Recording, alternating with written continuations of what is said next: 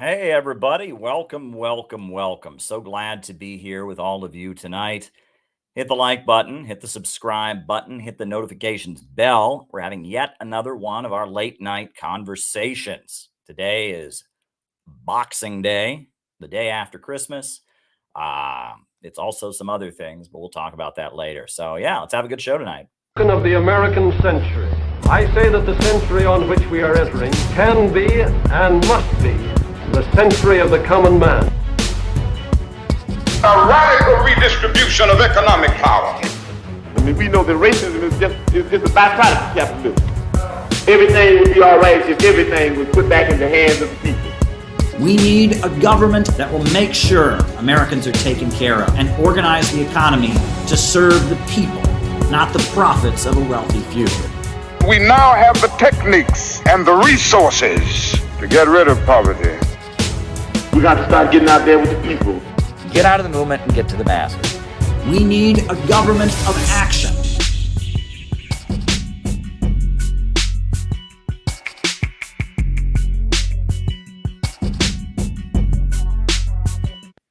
Welcome, welcome, welcome, everybody. So glad to be here with all of you tonight. Hit the like button, hit the subscribe button, hit the notifications bell. We've got a lot of things to talk about here tonight. A lot of world news to catch up on, etc. So yeah, just a few quick things. Few quick announcements. But before I do that, I'll remind you the way we do this show is I give my opening remarks, which is the beginning of the show. It's just me talking about whatever it is I want to talk about. We do my opening remarks, and then from there, we do the roll call, where I call you all out as I see you. Names and locations, which is always a lot of fun because we find out who it is who's on the other side of the camera. It's always a nice, diverse group of people on here. And then from there, I answer your questions for the remainder of the night. The rest of the show is me just answering your super chat or Rumble rant or Rockfin tip questions. Right now, we're live on the Rumble, we're live on the Rockfin, and we're live on the YouTube. So if you're here on YouTube, you can send me a super chat with your question, comment, concern, or whatever it is you want me to read and react to. If you're on Rumble, you can send me a Rumble rant with your question, comment, concern, or whatever it is you want me to react to. If you're on the Rockfin, you can send me a Rockfin tip. But that's really what the second half of our show is. We had a great day yesterday. I streamed for 8 hours. We had an 8-hour mega stream yesterday. Absolutely tremendous. Good group of people. Yeah, we were on there for 8 hours yesterday. We started out in the morning, 10 in the morning. We ended at 2. We did the first 4 hours. And then from there, we did the stream for from 7 o'clock to 7 o'clock to 11:03, 11:05, something like that. We did the second 4 hours. We did a whole 8 hours for Christmas, and it was really, really tremendous. And we are coming out of some amazing stuff. The CPI National Convention that happened at the beginning of December, absolutely amazing. Scott Ritter's comments about Hamas and about Palestine are going viral all over social media. Last I checked, one of the places that circulated the video had 3,000 retweets. Another one had almost 1,000. And I mean, we're getting around there. People are joining CPI. CPI is blowing up. Our community is doing very, very well. We are anti-imperialists. We are principled anti-imperialists. We're very dedicated. And we got a whole spring of activities coming up. In the spring, we are going to be going to Washington. There's going to be a demonstration on February 17th. It's going to be called Defeat the Deep State. And we made a point of endorsing it. And we are endorsers of the rally, and we are going to attend the rally. We've got a special intervention plan, special outreach we're going to do during the rally. We want to support what the Libertarian Party, the People's Party, is doing. And we're having a spring CPI workshop in the state of Vermont. The date of that is being figured out right now, but I'll be announcing that. We're also going to the World Youth Festival, which is going to be awesome, and that's in March in Sochi, Russia. So we got a lot of things planned for our community. We're doing a lot of really, really great things. A lot of serious things are happening. Gaza is being bombed around the clock. Palestinians are being murdered. The USA is backing Israel despite widespread international opposition. Anyway, I'll get into all of that in my opening remarks. But anyway, in the second half of our show, if you want me to answer a question or respond to something, make a comment that I read out and respond to, just send a super chat on YouTube, a Rumble rant on Rumble, and a Rockfin tip on Rockfin. That's the way we do the second half of our show. So hit the like button, hit the subscribe button, hit the notifications bell. And now I am going to jump in to my opening remarks. So I don't know if you all saw, but on Christmas Day, on December 25th, Israel murdered with a cowardly strike.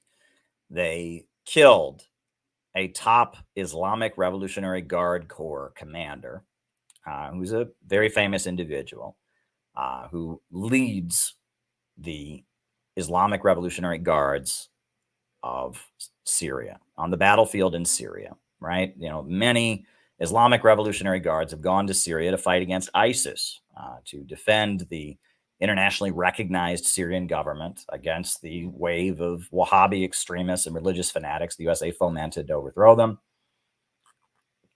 And that you're on the list. And that the United States, continues to fund and back Israel, despite the whole international community just coming out against everything that Israel's doing.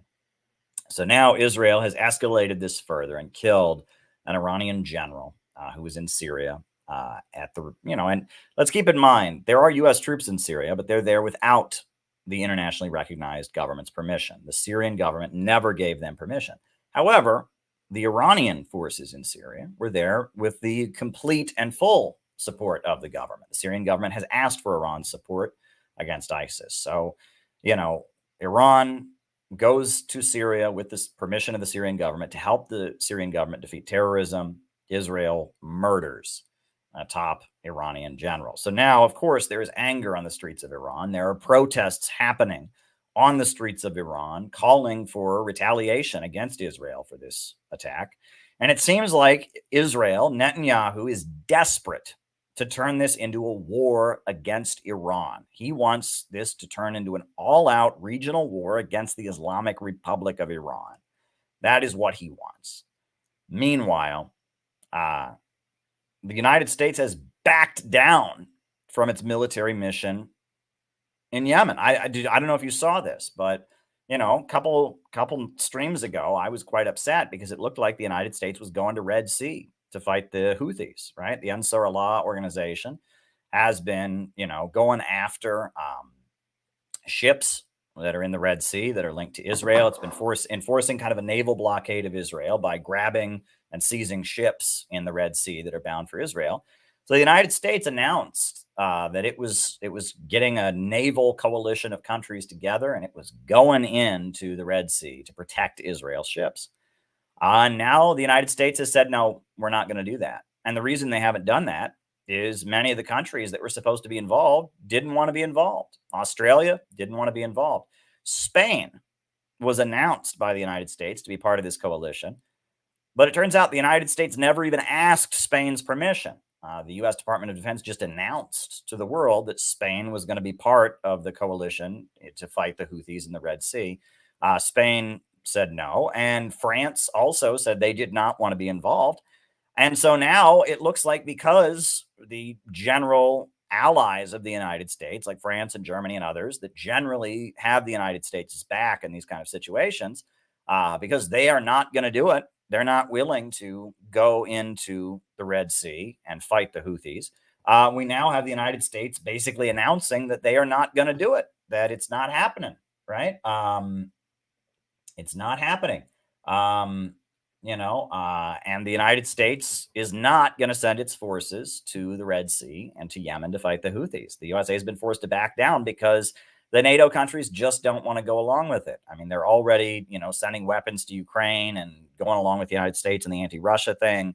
They're already giving some support to Israel and backing Israel. But I guess the idea of sending their military into the Red Sea to fight against the Ansarullah organization, that are the heroes of the Muslim world right now for what they're doing, at this point, they are just, they're not on board. So the United States is not sending its forces to the Red Sea, and the Houthis are going to continue to grab Israeli ships that go through the Red Sea. That's big. That's very, very big, and that's a big development. And the fact that the United States is not confident enough to send its military to go, drive the Houthis out of the Red Sea. The Houthis are some of the poorest people in the world. Yemen is one of the poorest countries in the world. So now we have Israel killing this Iranian general in Syria. And we have protests on the streets of Iran from Muslims in Iran, from what they call hardliners, people that are big supporters of the Islamic Revolution, saying that they want a retaliatory strike against Israel. They want Iran. And of course, what would any other country do, right? If a top American general were killed by a country, the United States would take retaliatory action against that country, right? If a top Mexican general were killed by some country, Mexico would retaliate against that country. So when Donald Trump murdered Qasem Soleimani, you saw how Iran unloaded a wave of missiles against a U.S. military base. And that did not escalate to World War III. But Hezbollah, that is aligned with Iran, they have the capability of launching cruise missiles and flattening Tel Aviv. And they've said that over and over and over again. And they haven't done it. Because they don't want an all-out war in the region. They don't want straight-up war against Israel. And there's many Palestinians that are saying it's a betrayal on the part of Iran, that while they're being attacked in Gaza, that Hezbollah and Iran should just unload all their missiles onto Israel. Well, Iran doesn't want to do that because they know that would lead to World War III. But now we have Israel going out of its way to kill a top Iranian general in Syria. And if Iran doesn't respond to that, they'll be sending a message to Israel and anybody else that you can kill one of our top generals and nothing will happen. So Iran is going to have to retaliate against Israel in some way, just like any other country would do. If you murder a top general of any country, they're going to respond. And so we see Revolutionary Guards and people in Iran that are in the hardliner camp protesting and demanding a strike against Israel. And Iran's going to have to do something. So we're in a situation where, if Iran strikes Israel, Israel will then retaliate against Iran. And Iran does have the capability to flatten Tel Aviv with cruise missiles. And Israel has nuclear weapons, and Israel could nuke Iran. And this could all escalate into a third world war. This could escalate into thermonuclear war. The USA is committed to protecting Israel. Israel has nuclear weapons. Russia and China are very close to the Islamic Republic of Iran, and they would protect Iran. And this is all a very, very dangerous situation. If you are a patriotic American, you have to ask yourself, how in the world is helping Israel in America's interest? What in the world? How is this good for us? We're now in a situation where the Islamic Republic of Iran is going to feel like it has to retaliate, is going to have to do something against Israel. We're in a situation where this could boil over into World War III. Very, very, very, very easily. This could boil over into World War III so easily. And it seems like Israel has no problem with that. Israel wants to bring on the end times, it looks like. They want to bring on the end times. They want to go to the mat with Iran. It's not enough to just murder all the Palestinians with the whole world telling them not to, or at least telling them to slow the fuck down as they do it. That's not enough. No, they want an all-out nuclear war. Russia and China are not going to let Israel just nuke Iran. Iran is not just going to sit back and let their top general get killed, and they're not going to do anything about it, right? Iran showed amazing restraint when Donald Trump murdered Qasem Soleimani. And now we've got a situation where, they've already murdered Qasem Soleimani. Iran already flattened a U.S. military base in response to it with amazing precision, showed the world amazing effectiveness in unloading, missiles on the U.S. military base after that.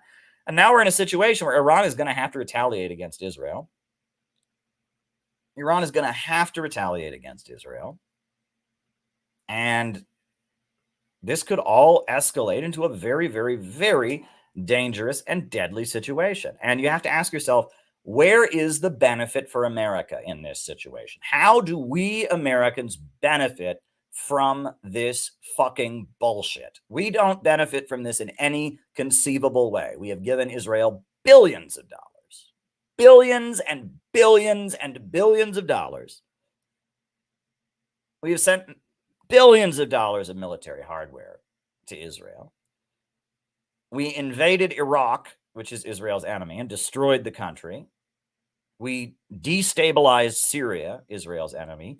We destabilized and destroyed Libya, Israel's enemy. We're footing the bill. Our American soldiers are dying, coming home in body bags, or coming out home without arms and legs. And we don't have money for roads in this country. We don't have money for highways and bridges in this country. We have a crumbling educational system, a crumbling water purification system. I mean, and we've given Israel just license. The United States is protecting Israel at the United Nations, refusing to let any UN resolutions go forward that so much as criticize anything that they do. We saw right before the Christmas holiday, we saw an absurd, absolutely absurd resolution passed where Russia abstained and the USA abstained, and it was the only one the USA wasn't going to veto at the UN Security Council. Just bent over backwards to make sure that Israel's right to just murder the Palestinians was not given any. Oh, I'll answer that. Was not given any criticism. This is where is the gain for this in any conceivable way, right? If the Biden administration had any ounce of patriotism, they would tell the Israelis that what they did, attacking Iran, put the whole world in danger. So all U.S. support to Israel is hereby terminated. They would tell the Israelis that unless they stop bombing Gaza, the USA will take military action against them. That's what a patriotic administration would do, but that's not the case.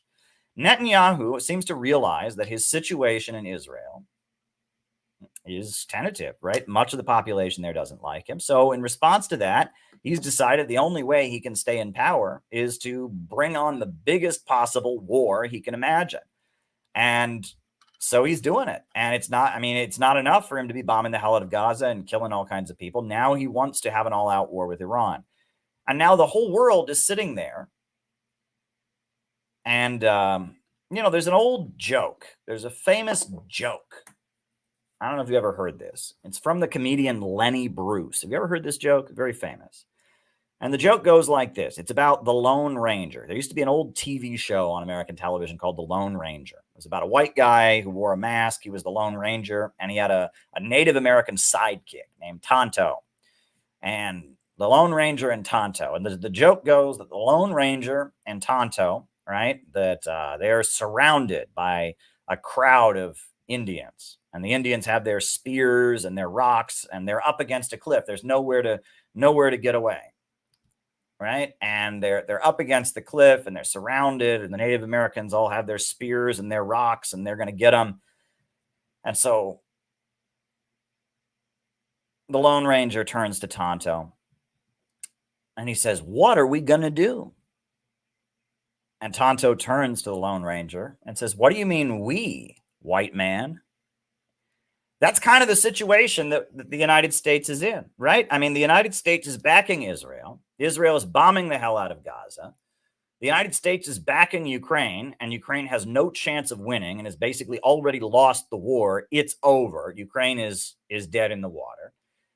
And so now we have a situation where in the Red Sea, the Houthis are enforcing a blockade of Israeli ships.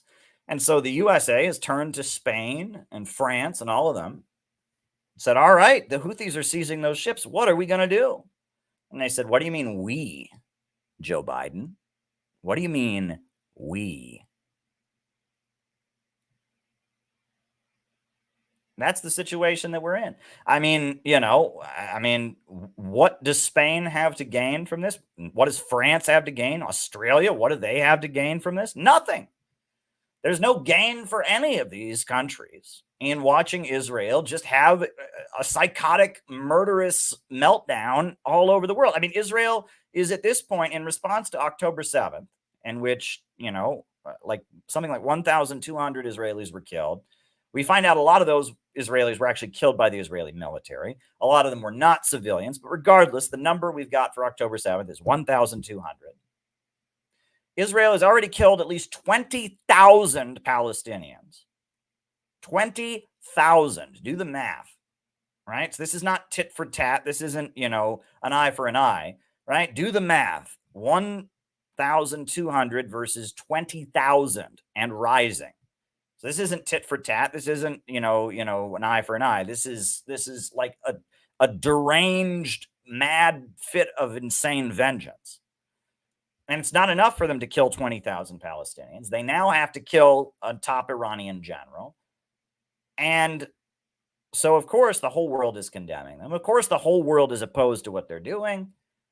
And then the icing on the cake is that now the Houthis, that used to be widely hated, nobody would recognize their government.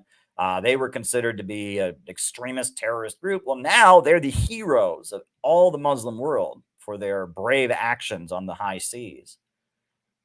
And they're enforcing a naval blockade of all ships that do business with Israel. And this isn't just military ships. This is civilian ships. Any company that is Israeli linked, if they see a ship that's carrying their harbor, they take it. And the rest of the world is just saying, well, that sucks to be Israel. That's Israel's problem. We're not going into the Red Sea. I mean, this is a crazy situation. And, I hate to be sitting here. It's not my problem. It is my problem. Nuclear war is my problem. I live in New York City. If there's a nuclear war, I'll be toast. I'll be liquidated. But I'm not the one who's sitting there trying to figure out how Iran can retaliate and not have it turn into World War III. I'm not the one who's sitting there as the United States saying to Israel, okay, when Iran strikes you, you realize we can't have your back in a way that leads to World War III. There's some complicated. How is Iran going to be able to retaliate and maintain its credibility as a country and not do something that will provoke Israel to full on attack Iran? How is Iran going to deal with an Israeli retaliation that doesn't result in, drawing Russia and China in? How is Iran's retaliation against Israel going to lead to a situation where the United States doesn't have to have Israel's back? There's very few options where this whole situation doesn't blow up into World War III. And people look at this and they say, well, Caleb, that's alarmism. World War III, that's alarmism. The thing is, it's like poker, right? It's like a poker game. They're all trying to call each other's bluff. It's like, what can I do to you?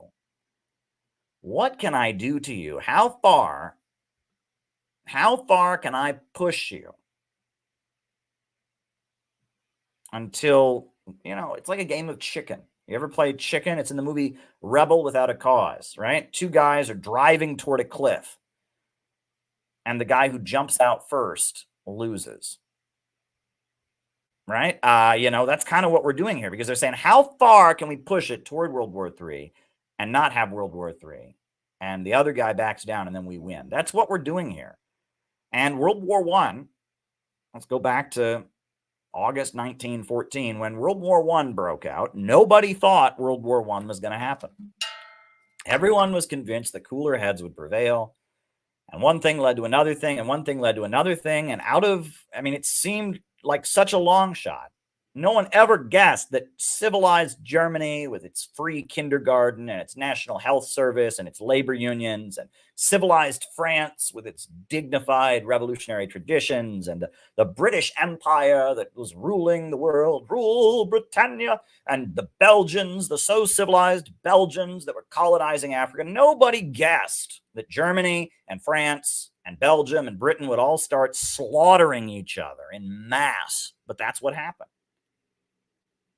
When 1914, the guns of August roared, as they said, nobody thought that that was what was going to happen. Everyone was convinced, okay, Archduke Ferdinand got assassinated. Okay, there's territorial disputes here and there, but this is going to, everyone thought, no, that'll never happen. It's never going to get to that point. We're never going to have a full-on world war. And they did. They did. Right? Karl Kautsky, who was considered the greatest Marxist in the world at that time, he had the prediction. He said that we live in the age, he called it ultra-imperialism, where there were no inter-imperialist rivalries anymore. And he said that the imperialists were kind of unified, that that Germany and France and Austria and Britain and the United States, they were all kind of in a club together, and it would never get to that point, but it did. It did. World War I actually did break out. And the same with World War II. Nobody thought World War II was going to break out. Everybody thought that, yeah, Hitler's going a little bit further. Yeah, he's got Czechoslovakia. But look, he just signed a non-aggression pact with Hitler. And finally, when Hitler invaded Poland, everyone was like, oh, shit, this is really happening. This is really happening. World wars are not things people intend for. World wars are not things people sit there and plan. They're like, all right, there's going to be a world war in a couple months. Let's all get ready for it. No.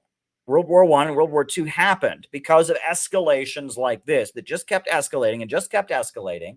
And all the quote unquote adults in the room kept saying, all right, let's calm down. Let's calm down. And they started running out of options. That's how world wars happen. And this is the kind of situation in which we are on the brink of a world war.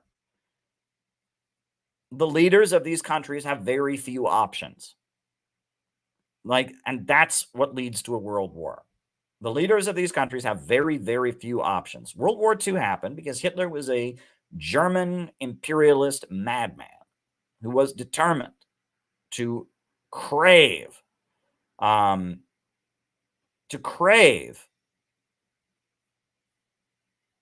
domination, and he could not stop himself. The German regime, the German economy was collapsing because all the artificial mechanisms they'd used to stabilize the German economy had come to their head, and they needed slave labor, and they needed territorial expansion. They needed to get all this huge apparatus of military spending that they'd created, this huge military apparatus they created, and they just kept expanding. And now we're in a situation where, Israel is out of its fucking mind. Israel is out of its fucking mind, right? It's not enough for them to murder the Palestinians. It's not enough for them to have the whole world against them. Now they got to bring Iran into it. And they have been, from the beginning, they've been determined to bring Iran into it, which brings me, I will say, I don't like AOC. I liked AOC at the beginning. I met her before she was AOC. I was at a reception. There's actually a photo of me with AOC before she was AOC, when she was just this woman running for Congress who was a member of the DSA. I met her at a reception. She seemed friendly. Didn't seem like the sharpest tool in the shed, I'll tell you that much, but she was a decent speaker. Whatever. I met AOC, and I tried to like AOC. I really, really did. I after the first year, I was like, but maybe she can. But she just, on Bolivia, on Venezuela, on every issue, and on the Iron Dome, and on Israel, she just let us down. She just made it very clear she was a Zionist, she was an imperialist, she was an anti-communist, and really the end of my having any use for AOC was the force the vote situation. It was one thing for her to disagree with Jimmy Dore, but the way they responded to Jimmy Dore during force the vote was insane. AOC responded to Jimmy Dore. I love Jimmy Dore. Huge Jimmy Dore fan. Honored to have been on his show. Honored to have met him on a few occasions. Brilliant man. Great man. I love Jimmy Dore. And Jimmy Dore was saying force the vote, right? Basically do what the Republicans did with Kevin McCarthy, right? Don't vote for Nancy Pelosi unless you get something in exchange. Fight for Medicare for all. He was saying that. Good for Jimmy. And maybe AOC just didn't feel like she could do that, which is lame and sucks, but part of me could forgive her for that. But when I saw during Force the Vote, Jimmy Dore's name trending, and I'm a huge fan of Jimmy Dore, and I thought, what happened? And I'm reading the tweets, and I'm thinking, what happened? Did Jimmy Dore murder somebody? Did they find out Jimmy Dore is actually responsible for 9/11? Like, what in the world has Jimmy Dore done? And it's just that he stood up to AOC over Force the Vote. And it's like Jimmy Dore's name is being dragged through the mud. Like he was called a neo-Nazi, and AOC said he was committing actual violence against her with his words. And for daring disagree with AOC and challenge her to actually fight for Medicare for all, they basically wanted Jimmy Dore to get hung from a lamppost. It was like Jimmy Dore had committed like a crime against humanity, and they just went into the kill. They went for the kill, and AOC and the Young Turks, like they wanted Jimmy Dore's head on a pike for daring challenge her. And I thought, this woman is a piece of shit. That's what I thought at that point. I said, it's one thing to be wrong and to have disappointed us so many times on so many issues, but maybe she can get better. But if this is how she's responding to somebody who just wants her to fight for what she says she believes in, which is Medicare for all, I was done with AOC. And AOC is a Zionist, right? She claims at this point to be Jewish. Have you seen that? It's a joke. She is now, it's ridiculous. She's not Jewish. Her family's from Puerto Rico, but she's trying to claim that because one of the last names that's on her dad's side of the family is a name that was used by Spanish Jews who converted to Christianity in the 1400s. It's like, oh, come on. We're not stupid. You're not Jewish, AOC. You are not Jewish. You're Puerto Rican. Come on.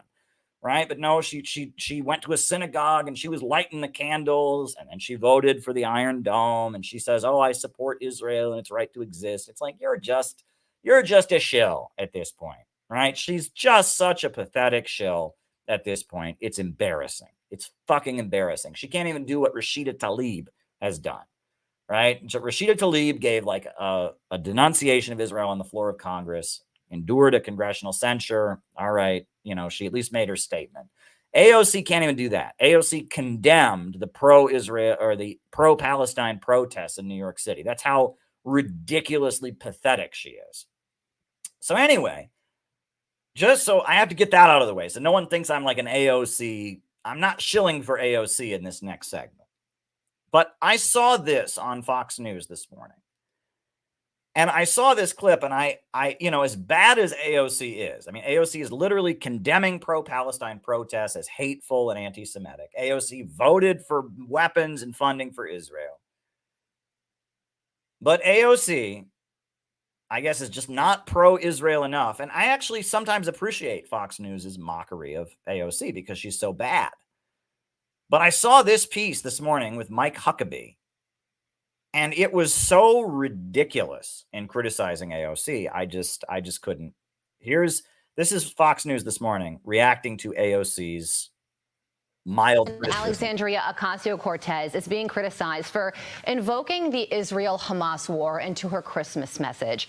She wrote in part, quote, "In the story of Christmas, Christ was born in modern-day Palestine under the threat of a government engaged in a massacre of innocents." That's actually true. Read the Bible, right?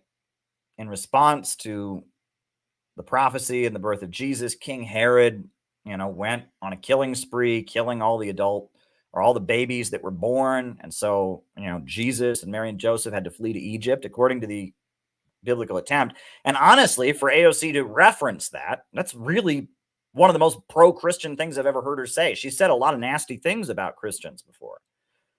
This is actually for her to bring up the story of Jesus and his birth. And that's actually one of the more pro-Christian things she said. But let's continue.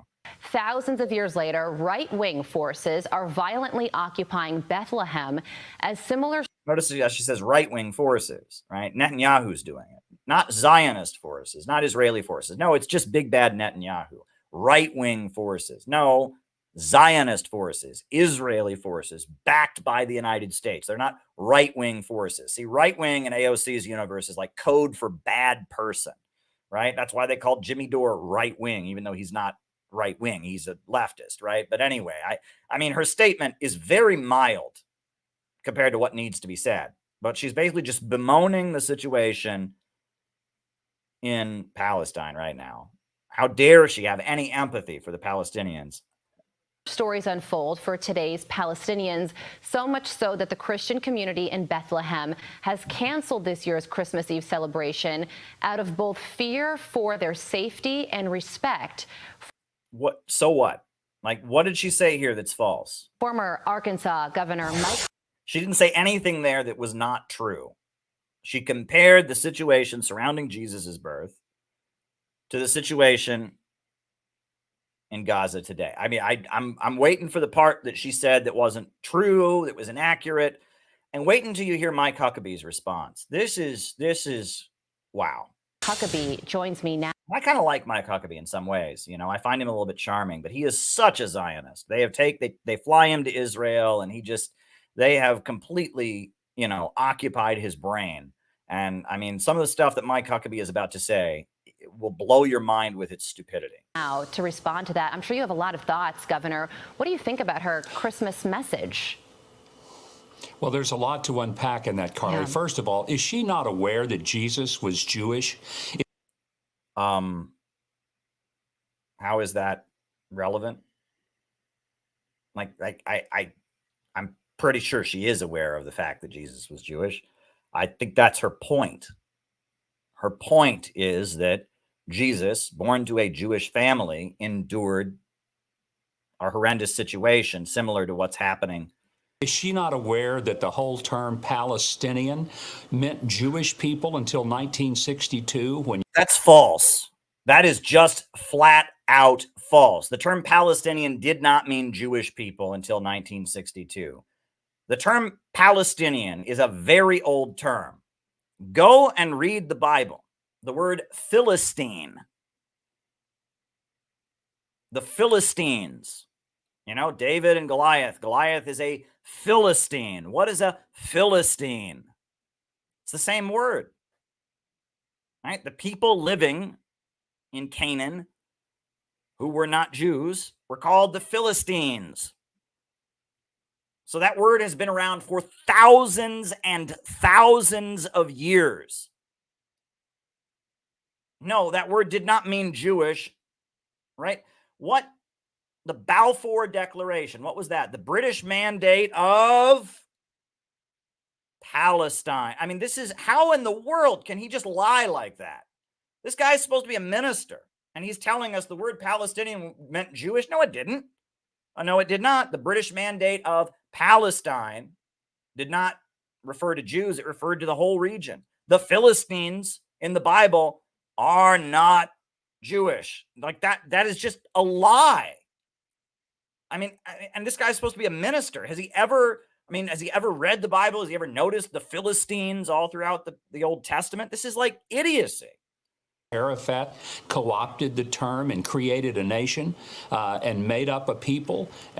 Made up a people, really. So who were all the Arabs living in the British Mandate of Palestine who were constantly having fights with the Jewish settlers that were brought in by the British under the Balfour Declaration? Who were all those people? They just, you know, appeared out of nowhere, like, and they didn't appear into, I mean, this is like, I mean, there's a whole history, right? The Balfour Declaration, and they started moving settlers to Palestine, and the Arabs didn't like them. There was fights between the Arabs and the settlers. Who were those Arabs?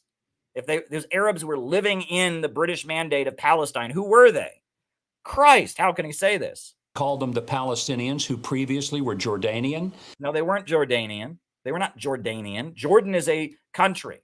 The Sykes-Picot Agreement drew the borders of what is now the modern Middle East. The Sykes-Picot Agreement. That's where, and the nation of Jordan is one place, and the British Mandate of Palestine is somewhere else. That is, I don't know where he got that. I mean, I don't know how he can say the stupidest thing. I mean, they were actually Jordanian before. No, there's one Arab people, right? And that's a point that the Baathists make a long time, made for a really long time. there is one Arab nation, but there are many different lands of Arab peoples, right? There's Iraq is Arab, Syria is Arab, Jordan is Arab, Saudi Arabia. And the British Empire at the end of World War I, they had a secret treaty called the Sykes-Picot Agreement, where they drew up a bunch of borders and divided the Arab peoples. And they drew one border for Jordan, and they drew another border for what they called the British Mandate of Palestine. And the people living there who are of Arab nationality and speak Arabic are Palestinians. No one invented that word. They were not Jordanians before. This is nutty revisionist history. Everything I just said, Google the Sykes-Picot Agreement. Google it. Google the Balfour Declaration. He does not know what he is talking about. Is she aware at all of the fact that when she talks about how Bethlehem is not letting the Christians celebrate Christmas, back in the 80s, and I was going there since 1973, but in the 80s, up until then, 80% of the population of Bethlehem was Christian. 20% was something else. Now it's 80% Muslim, and there's only about 15% Christian because the Christians were pretty much burned out. And no, it's because the Palestinian resistance is led by religious forces. Back in the 80s, the Palestinian resistance was led by secular Marxist Leninists and Baathists and Arab nationalist forces, right? You had the Popular Front for the Liberation of Palestine. You had the Democratic Front for the Liberation of Palestine. Back in those days, Islam and Islamic forces were not the dominant ideology among Palestinian resistance. They were there. The Islamic Revolution had happened in 79, and Islam was still the religion of most Palestinians, but religion was not a big part of the Palestinian resistance movement's politics. However, as a result of the fall of the Soviet Union, as a result of covert support by Israel and the United States for Islamist forces, now we know that the leading organization of Palestinian resistance is Hamas, and Hamas is a religious organization. So if you are a Palestinian and you identify with the Palestinian resistance, you're going to join a religious organization. So if you're previously Christian, you're going to convert to Islam so you can be part of Hamas, or you're going to be part of the Islamic Jihad. I mean, this is, you do realize Palestinian Christians get brutally murdered by Israel also. You do realize that, Mike, right? The fact that Bethlehem is majority Muslim now is because the Palestinian movement now is dominated by Islamic religious resistance forces. By the radical Muslims who took it over back during the Intifada. So they took it over because they were the leading force of resistance. And that's because we now know of Israel. It's because Israel gave covert support. This is well documented. Israel wanted to back the Islamist wing of the resistance against the communist wing, right? And the United States was enabling Saudi Arabia to spread Islamist ideology throughout the region as a way of combating communism. So as a result of the fact that Islamist forces now dominate the Palestinian resistance, many Palestinians who previously were Christian or previously were secular have converted to Islam. What does that have to do with anything that she said? Has absolutely nothing to do with what she said. I mean, he's saying so many false things. I mean, I don't pretend that I'm some expert on this, but as somebody who's been to Iran a few times, somebody who's got like basic knowledge of who Hamas is, who the Palestinians are, how Israel was created, I can tell you that Mike Huckabee is just completely talking out of his ass. Person who is utterly ignorant about what You're calling her ignorant. You just said the Palestinians are actually Jordanians, right? You said the word Palestinian meant Jew until the 1960s. You're calling her ignorant. Good Lord, you're calling her ignorant, Mike. Give me a break. She's talking about, and she may ought to stick to something she knows, like bartending, because for gosh sake, she has no clue about the history of the Middle East. And neither do you, Mike. Neither do you. You just said a whole bunch of things that are completely and utterly false, that anyone with any knowledge of the region.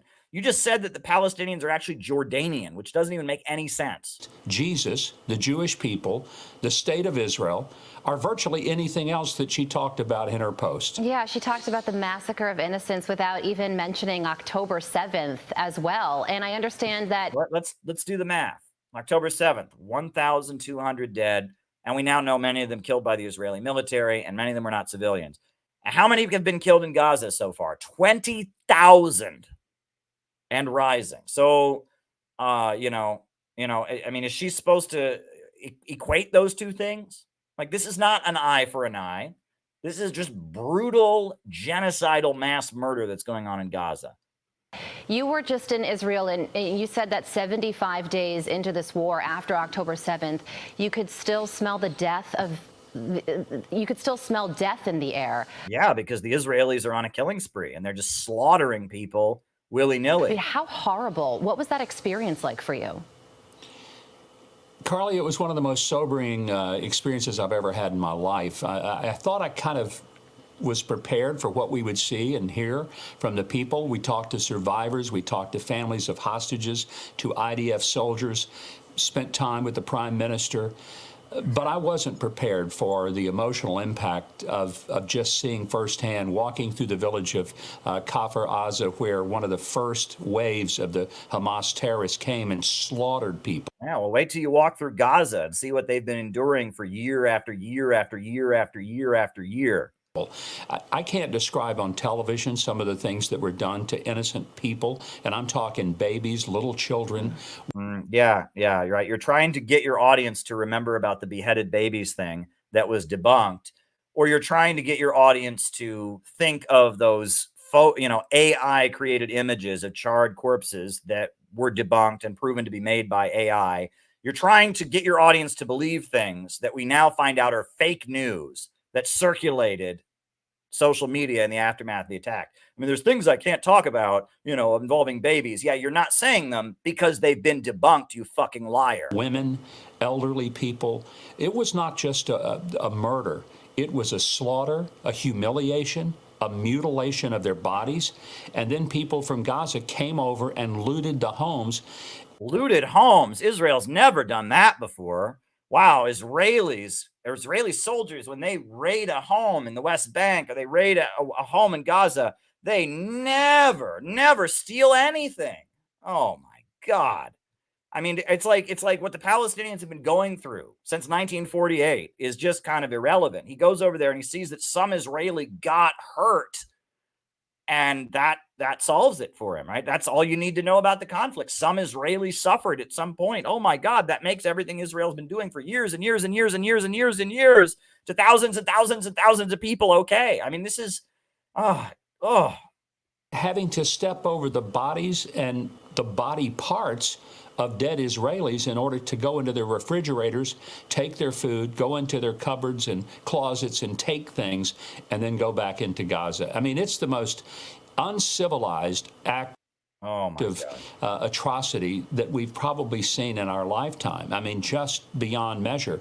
And for anybody this is the biggest atrocity you've ever seen. Did you notice the USA invading Iraq and killing hundreds of thousands of people and lying to the world about weapons of mass destruction? You didn't notice that, right? This is the October 7th is the biggest atrocity you've ever seen in your lifetime. So you didn't notice Libya, the country with the most prosperous, highest life expectancy on the African continent, being bombed and destroyed. And now there's open air slave markets there. And now people are fleeing in the Mediterranean trying to get out. You didn't notice that, right? You didn't notice the USA occupying Afghanistan for 20 fucking years.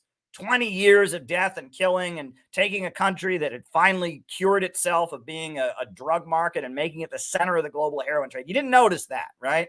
The Palestinians fighting back on October 7th is the worst thing you've ever seen in your life.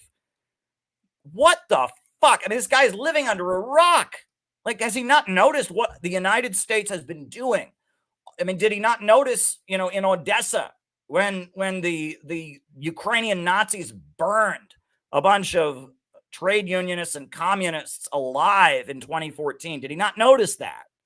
Right? I mean, it's all over the world, the American government and its allies have been killing people by the thousands, bombing homes, murdering people, destroying countries. Afghanistan turned into a drug cartel center for 20 years of occupation. Iraq bombed and destroyed, hundreds of thousands of people killed. Libya bombed, destroyed, death.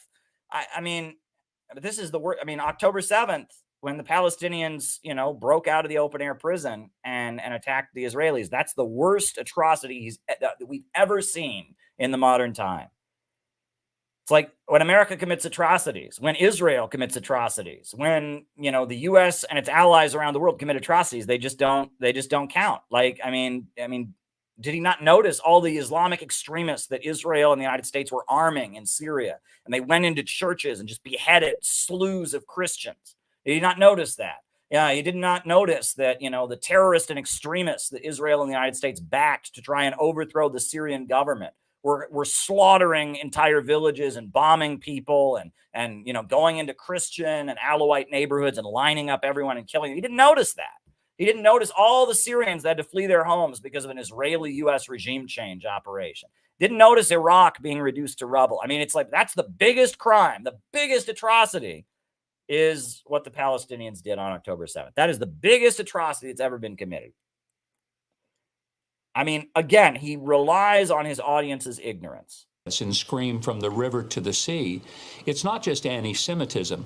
It's anti-humanity. This is it's just anti-humanity because only the Palestinian resistance ever commits atrocities, right? I mean that's just clearly this is evil in its most grave form. Right. I mean, no one who's supporting Israel is like supporting anyone doing anything bad ever. This is like you have to live under a rock. You have to just be completely living in a pro-Israel bubble to be able to stomach this crap. I mean, yeah, well, a lot of people are shouting from the river to the sea, especially on college campuses.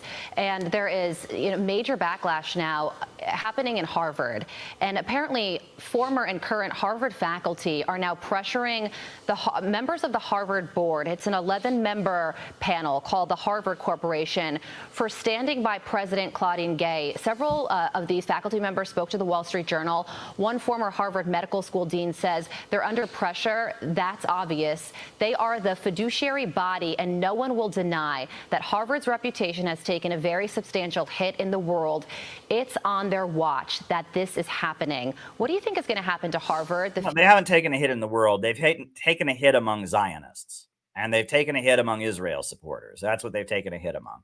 See, here's the thing, and this is what conservatives don't understand. If you read Brzezinski's, the big new Brzezinski's book, The Grand Chessboard, he opens the book by talking about the role of Ivy League schools for American imperialism. People go to Harvard from the Middle East, from Africa, from Asia, from Latin America, and they go to the Ivy League schools, the rich kids of the whole world. They go to the Ivy League schools and they see this image of America as this open-minded, tolerant place where everyone is so aware of their white privilege and that makes them fall in love with America. And they go back to their country and they become allies of U.S. foreign policy. And they repeat U.S. government talking points because they went to Harvard and they got the impression that America is just such a tolerant and open-minded land of freedom. So it is in the interest of American imperialism for Harvard to show its students, to show its bodies that, oh, yes, there's room for people who don't agree with Israel. Sure, America funds Israel and backs Israel, but we got room for Muslims too. Here at Harvard, we have different views. The American imperialists need Muslims from Africa, Muslims from the Middle East and the Arab world, Muslims from the Pacific nations, Malaysia, Indonesia, to come to Harvard and see that, there's Americans who don't agree with what Israel does. They need that. They work really, really hard to make sure that Harvard and Yale and Princeton and schools like that present an image of the United States that is far different than the reality. They work really, really hard to use these schools to cultivate rich people from around the world, talented people from around the world, to be allies of the United States. And part of that is showing them that there is diversity of opinion. So he doesn't understand that for Harvard to serve the purpose that it carries out for American imperialism, it needs to present an image of allowing pro-Palestinian voices. He doesn't understand that. He's just so fanatically pro-Israel. He doesn't understand that the U.S. government works really, really hard to use these schools as Potemkin villages to cultivate people from around the world to be allies of the United States. Like, they don't even get that. I mean, this is, yeah, again, this is a point where it's like, I'm an anti-imperialist. I think that American imperialism is the enemy of all humanity. I would like us to have a socialist society here. I think defeating American imperialism is in our interest. But even the U.S. imperialist interest goes against what this guy wants. This guy wants it to be against the rules at Harvard to criticize Israel. How do you think Harvard's going to get any Middle Eastern students if that's the rule? How do you think Harvard's going to get students from Africa and Asia? How do you think Harvard's going to maintain its reputation across the world if it makes a rule you're not allowed to criticize Israel? Like, I mean, this is ridiculous, right? I mean, it's like the Israelis want everything. It's not enough the USA gives them billions and billions of dollars. It's not enough the USA protects them at the UN Security Council. Oh, no. It's not enough. No, it has to be completely illegal to criticize Israel. Colleges have to completely outlaw pro-Palestine demonstrations. No, Israel has to just be held on this sacred pedestal that no one is ever allowed to disagree with it. AOC can't mention Bethlehem in her statement, even though she votes for Israel, even though she condemned pro-Palestine rallies as anti-Semitic. That's not enough. She's still, this is, what more do they fucking want? We give Israel a free pass on everything. They can bomb the shit out of Gaza. We protect them at the UN. We give them free weapons. We give them billions of dollars in tax money, right? And it's not enough. The whole world hates the Jews. The whole world's out to get the Jews. They're the biggest victims in the world. This is ridiculous. This is utterly ridiculous. Do you hear him? It's not enough. It's not enough that our whole government is supporting Israel. It's not enough. It's not enough. No. Now at this point, we have got to have Harvard's president be fired because she allows students at Harvard to disagree with Israel. I mean, this is, it's beyond me. I mean, what country is this fucking entitled? Seriously. I mean, the amount of entitlement that I'm seeing here. Israel basically wants the American government to make it illegal to disagree with them. And because we're not doing that, that's an outrage. How many states in this country do you have to swear allegiance to Israel in order to work in them? Did you know this? In a number of U.S. red states, they have passed a law that in order to be a state employee, in order to be a teacher, in order to be a state employee and work in an office building, you have to take a pledge that you will not boycott Israel, that you will always support Israel. Seriously. I mean, you want to talk about a country that is just being, it's ridiculous. It is getting completely ridiculous, but it's just not enough. Just not enough. No. They're the victims. They're the victims because someone points out that they're bombing Gaza around the clock and killing civilians. University, college campuses in general, because this is happening pretty much across the board. And all. Yes, people on college campuses are realizing that America's blind support of Israel is fucking bullshit. Yes, it is happening, and it is happening. So what's going to happen to Claudine Gay? If they don't wake up and find their moral compass, then I would hope parents would say, I may send my kids to a lot of places, including a community college, but I'm not going to waste money sending my kid to a place that will turn him into an idiot. And why would I pay $70,000 plus a year so that my child will end up hating America and being a total dolt when it comes to the realities of history? Yes, they should fire her. Yeah. Your child will end up not living in a bubble and thinking that Palestinians are actually Jordanian or some shit like you just said at the opening of this segment. My God. But the board ought to resign in disgrace for not having already done it. And they ought to recognize that Harvard's history was that of training Christian ministers. Yeah. I don't think they have Christian ministers. Not rabbis, not Israeli politicians. How is this related? right? I'm not following the logic here. Harvard trained Christian ministers, so they should ban criticizing Israel. Why? Not following it. Not following the logic there. Oh, Harvard, they trained Christian ministers, so they should they should fire their president for criticizing Israel. Not following the logic there. There's nothing Christian about what Israel is doing. Nothing Jewish about it either, right? It stands against the principles of the Jewish faith as well, right? Some of the harshest critics of Israel are rabbis who read the Torah and understand that only the Messiah can create Israel. You know, true Torah Jews, they're called, say that Israel is an abomination, that Israel is a violation of Jewish law. They won't even say Israel. Did you know that? True Torah Jews will not even say the word Israel. They say Hertz d'Israel, meaning land of Israel. They will not say Israel. They believe it is a sin to even say Israel, because the Torah makes very clear that Israel as a country can only be created by God and by the Messiah. It can't be created by the United Nations. And that the existence of Israel as a country violates the Jewish faith, the Jewish teachings. Go and listen to what Rabbi Weiss of Neturei Karta has said, that true Jews who actually study the Torah and actually understand it know that Israel is a complete violation of everything they stand for. They won't serve in the Israeli military. They will not even say Israel. They call it Eretz d'Israel. They consider it a complete abomination. So, I mean, anyway. A clue what their history was. They certainly aren't living up to it now. Yeah, I think a lot of parents are going to be thinking twice about sending their kids to Ivy League universities, which is something I never thought I would say. Governor, yeah, I have a feeling they're not. I have a feeling they won't.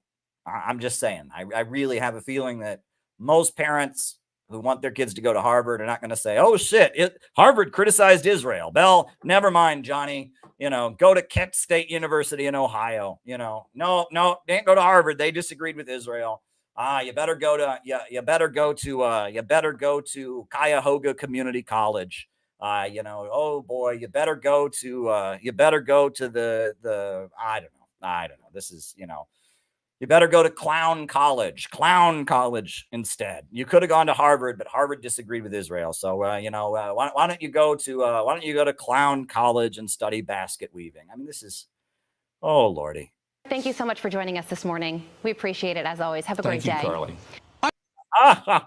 What a segment. What a segment that was. But anyhow, folks, that was my opening rant. But on a lighter note, I will mention today is not only is today a day that, Israel is trying to drag us toward World War III. Today is also the 130th anniversary of the birth of Mao Zedong. Merry Maumas. And, December 26th happens every year in China, right? I mean, just like it happens over here every year. I tell a few of my friends, Merry Maumas. But apparently they had a special ceremony in China to honor the anniversary of Mao's birth. And that, I believe, is fascinating. Utterly fascinating. The Communist Party of China just had a ceremony to honor Mao Zedong's birth. And I've got a very short news report on that from CGTN, the Chinese news agency. This is interesting. This is important. If you paid attention to China's politics, the way they frame things, the way that they talk, this is important. Of China's Central Committee has held a symposium to commemorate the 130th anniversary of the birth of the late Chinese leader Mao Zedong. In his speech, General Secretary Xi Jinping stressed the importance of pushing forward the cause pioneered by Mao. He hailed the Mao Zedong thought as an invaluable spiritual wealth for the party, saying it will guide their action in the long term. He called for efforts to build China into a stronger country and rejuvenate the Chinese nation on all fronts by pursuing Chinese modernization. Xi Jinping said it is a cause passed down from veteran revolutionaries, including Mao, and is the solemn historical responsibility of today's Chinese communists. Before the symposium, the officials visited Mao's mausoleum, bowing to the statue and paying respects to the remains of the late leader. Wow. So it seems like the 130th anniversary of Mao Zedong's birth was marked pretty well. They had a ceremony where the Chinese president talked about the importance of Mao Zedong thought. And yeah, wow, that's big. That's a big deal. And it looks to me like communism in China, Xi Jinping is really revving up the communist foundations of the Chinese People's Republic. And apparently he also at this ceremony talked about how Taiwan will reunify, with the mainland. There's no question there will be one China. The language they talked about, Mao Zedong thought, being a spiritual foundation for Chinese communism. Very, very interesting. So I thought that was a very important development. Mao Zedong, I do believe that Mao is going to be remembered thousands and thousands of years into the future. Mao is going to be on the level of Julius Caesar. Mao is going to be on the level of Alexander the Great. Mao is going to be remembered as one of the greatest statesmen of history. What China used to be and what China is now is his doing. He set China on the course of being what it is today. What China was during the century of humiliation, the sick man of Asia, people dying of malnutrition all the time. What China is now, there's one man who you can largely blame for that. I mean, obviously, it was a man who gave voice to the sentiments of millions and pushed millions of people in motion. And that's this guy. That's this man. And I'm telling you, the man who was born 130 years ago today, this man is going to be remembered as one of the greatest human beings who ever lived. He's going to be one of the most influential and dynamic human beings in history. Like him or hate him, and he certainly made some big mistakes, especially in his final years. I think the Cultural Revolution was an absolute disaster. A lot of people, it was a nightmare in a lot of ways. I think his foreign policy in the 1970s was a disaster. He was basically aligning with the United States against the Soviet Union and such. But this man was a brilliant, brilliant statesman, a brilliant, brilliant political organizer, a brilliant politician. This man is going to be remembered as one of the greatest human beings who ever lived, one of the most capable political leaders that ever existed. And I would encourage you to read what the man actually said. Because a lot of people who like Mao, they like him because they have this fantasy of Mao in their head. They think of guy with gun who ran around in the woods and carried out a bloody, violent revolution. And that's not who Mao was. I mean, I guess for part of his life, he was in the woods and he did lead a, bloody communist revolution, but there's so much more than that. In our manual, We Are City Builders, we actually have 2 essays by Mao Zedong. I published 2 different pieces from Mao Zedong, both of which shed light on Mao's political brilliance. And one of them, if you want to understand the brilliance of Mao Zedong, I would encourage you, if you have a copy of our book, We Are City Builders, or if you just want to read them online, they're both widely circulated online, read Mao's report on an investigation in the Hunan province. A brilliant, brilliant piece of writing. They send him to his home province, right? He's from a rural village in Hunan, but he lives in the cities. He's a university guy. And the Communist Party says, well, you're from the rural area. And in your rural area, Hunan province, there's all these uprisings going on. There's all these revolts and uprisings taking place. Why don't you go there and tell us what's happening? And Mao goes there. And he gives a very thorough report on what's happening. And he tells the Communist Party, we've got to become the leaders of the peasant uprising, right? We've got to become the leaders of the peasant movement, because if we don't do it, it's coming anyway. These peasants aren't going to take it anymore. These rebellions that are happening among the peasantry, this is the future. And he writes this powerful essay in 1928 about the peasant uprisings in Hunan. Go and read it. And I also included this amazing piece, which has a very poor name, right? The name does not do it justice. The name does not do it justice. But go and read Talk on the Question of Philosophy. Because this piece by Mao, this beautiful, beautiful piece, this is one of the rare examples of Mao unscripted. Right? Usually when Mao is speaking, he's reading a formal statement or speech on behalf of the party about the 10 great relationships or whatever. This is Mao freestyling. This is Mao off the cuff, and his personality comes through. This is Mao he's 1964. He's an old man. He's in his 70s. And there's a group of philosophy students, college students, and he goes and visits them as the president of the country.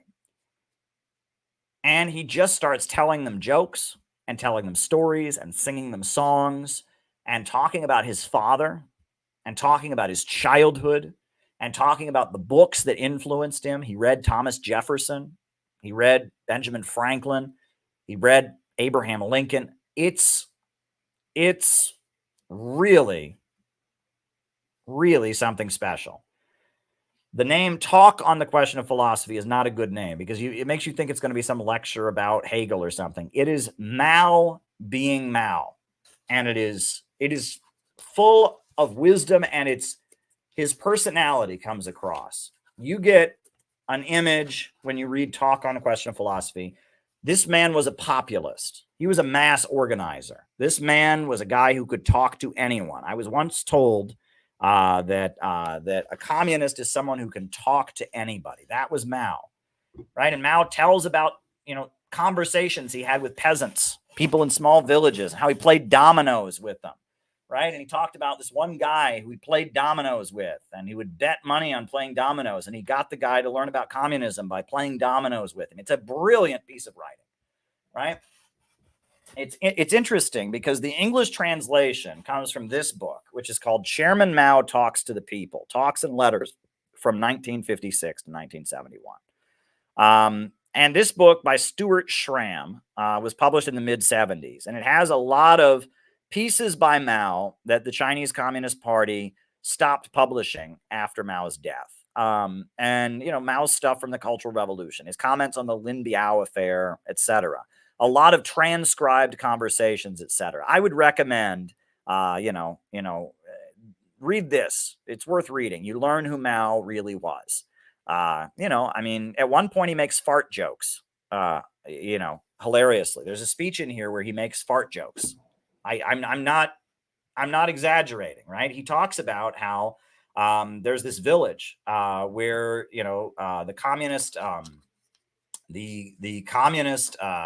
leaders have given everyone soup. And they've given everyone this free soup. And they're always bragging, oh, in our region, we gave everyone this soup. But the villagers, the people in the village, all hate the soup because it makes them fart, and it gives them gas, and it doesn't taste very good, and it gives them gas. And so when somebody farts, they always say, oh, that's the communist fart. And he says, look, they don't like the soup, right? In fact, they hate it because it's making them fart all the time. And then when they fart, they call it the communist fart. Like, that's in one of these speeches that he gives. He's actually making fart jokes, right? He's talking about, there's little stories like that. There's little personal interactions that he had. You can tell. And this is the other thing. The other book I would recommend you read. Right? This is called The Morning Deluge. Right? This is Mao Zedong, Chinese Revolution. This gives you a portrait of who the man really was. Mao was a mass organizer. Mao was a people person. Mao was somebody who could relate to all kinds of different people. He was from a rural area, but he was wealthy enough that he could get education. And then he became a university librarian, and then he became a high school principal. And Mao, he could talk to poor people and peasants. Mao could talk to wealthy intellectuals and educated people. Mao could talk to anybody. He had this way of really relating to people. He had this understanding of people from all sectors of his society. He knew the poor people in the countryside. He knew the college students in the cities. He knew the wealthy people, the middle class people. He knew his people like the back of his hand. He knew the Chinese people, and he knew how to relate to them. And he had a special attachment to the youth. And that really comes across. This guy, he was a high school principal. The first essay that he ever wrote was about the importance of physical education, why it's important to include daily exercises in education. That was the first article he ever published, was about why it's important to exercise at school, right? And why this should be viewed, this tradition that they do up to today in China, where they start the day with all the kids exercising together, why that's so important. And it's not just an ignorant Confucian cultural thing. It's a really, really important part of Chinese culture. Mao Zedong is one of the most brilliant human beings who ever lived. He was a flawed person, I would say, in many ways. And he made big mistakes, but what he did for his country is massive. What China is now and what China used to be are night and day. China is now the second largest economy in the world, hundreds of millions of people raised out of poverty. And one man did that. And that man was a genius. That man was an absolute genius. And that's why they're honoring him today in China. And I would urge you, if you want to really, maybe you're not a communist, right? I know a lot of people watch these live streams, different persuasions. Maybe you're not a communist. Fine. Maybe you think communism is a bunch of bull honky. It's a bunch of bull honky, right? You think that everything I'm saying on here, fine. Don't read it that way. I challenge you to go read Mao's writings so that you can learn about a successful person, because that was a success story. This is a guy who went from being a middle, he lived in the countryside, middle-class farm boy, to being the leader of the largest country in the world in terms of population, and to start that country on the course of becoming the second largest economy in the world. This guy mobilized and built a force that could become the leadership of a country that is 1 in 4 human beings. 1/4 of humanity at the time lived in China. And he was able to build an army and a mass movement that was able to take power and unify the vast territories of China and lead 1 in 4 human beings, 1 in 4 people on the planet. Now, if that's not somebody you should study, if you say, I don't want to read that, and you think that you're somebody who wants to know about getting shit done, maybe you're somebody who wants to succeed in business, right? Mao had the skills of the greatest CEO in history. No Wall Street CEO has anything on Mao Zedong. I'm serious. Elon Musk,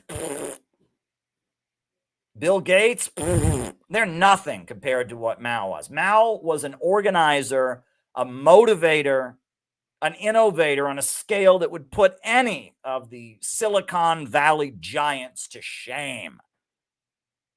To shame. Mao had the organizational skills, the foresight, and the vision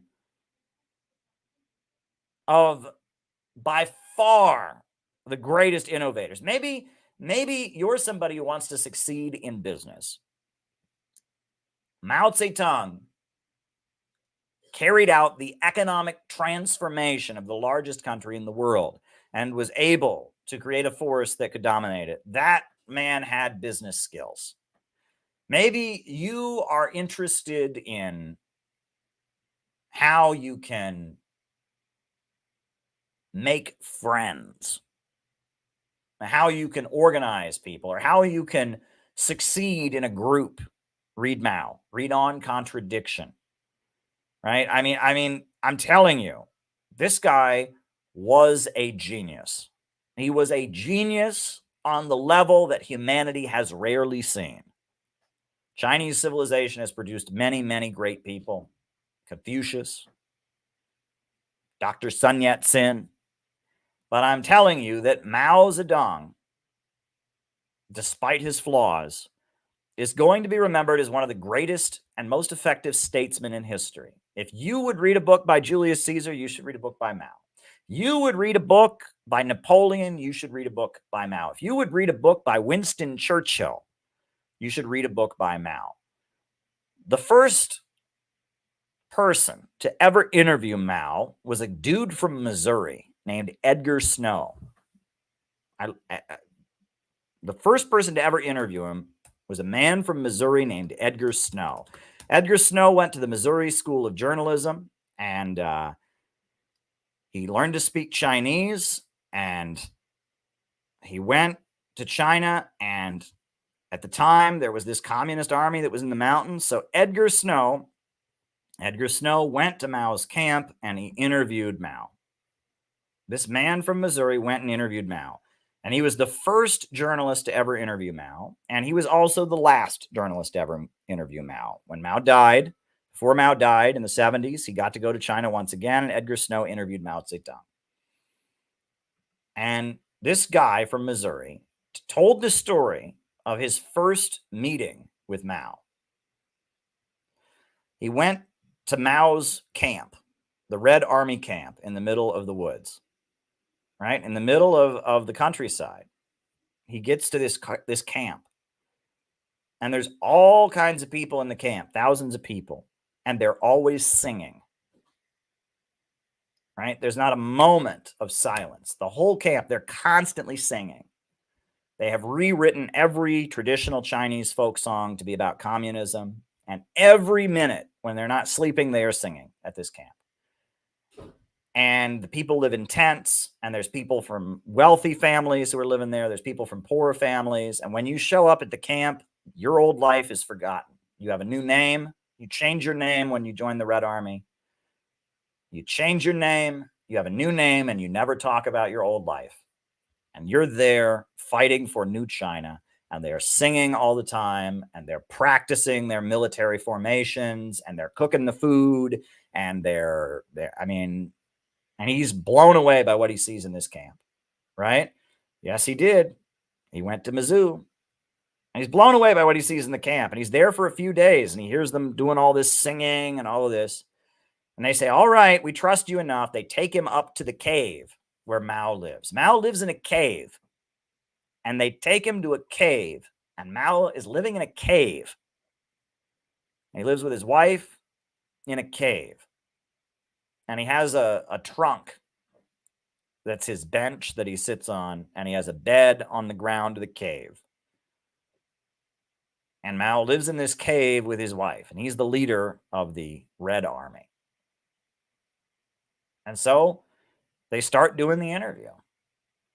And he asks him the first question, and Mao starts answering the question. And then in the middle of the interview, he takes his pants off and starts looking to see if he has lice. In the middle of his interview, he took his pants off in the middle of the interview to see if he has lice. And Edgar Snow is just blown away by this because he expected to meet Mussolini. He expected to meet Winston Churchill. But here he is talking to the leader of the Communist Army of China. Is this guy who lives in a cave. And all he has is a bed and a trunk with some books in it and a bed. And he and his wife share a bed, and he's got a trunk with some books in it. And he's so in the shit, so to speak. It's so dirty, the conditions that they're living in, that in the middle of his first interview that he's ever given as the leader of the Red Army, he takes his pants off. That's Mao. And Mao got from that cave to being the president of China, to being one of the most well-known and respected world leaders. And that's what Edgar Snow saw when he interviewed Mao in 1937. He went and met a guy who lived in a cave. I'm telling you, you're dealing with a genius organizer, a genius at working with people, a genius statesman, a genius maneuverer. This is somebody who is so far beyond what any of us can even imagine. You want to talk about an effective organizer, an effective communist leader, an effective politician, an effective military leader, somebody who understood human psychology, somebody who understood how human society works, somebody who understood how to connect with people and relate to people. Mao Zedong was a genius on the level that humanity has rarely seen. You want to talk about a man with social skills. You want to talk about a man who knew how to get shit done. You want to talk about a man who knew how to relate to people. You want to talk about a man, Mao Zedong. Mao Zedong was an amazing, dynamic individual. And you're cheating yourself if you don't go and study his writings. I'm just telling you that. There's a reason that they're celebrating his birthday, his 130th birthday in China so hard. There's a reason. And those are my opening remarks for tonight.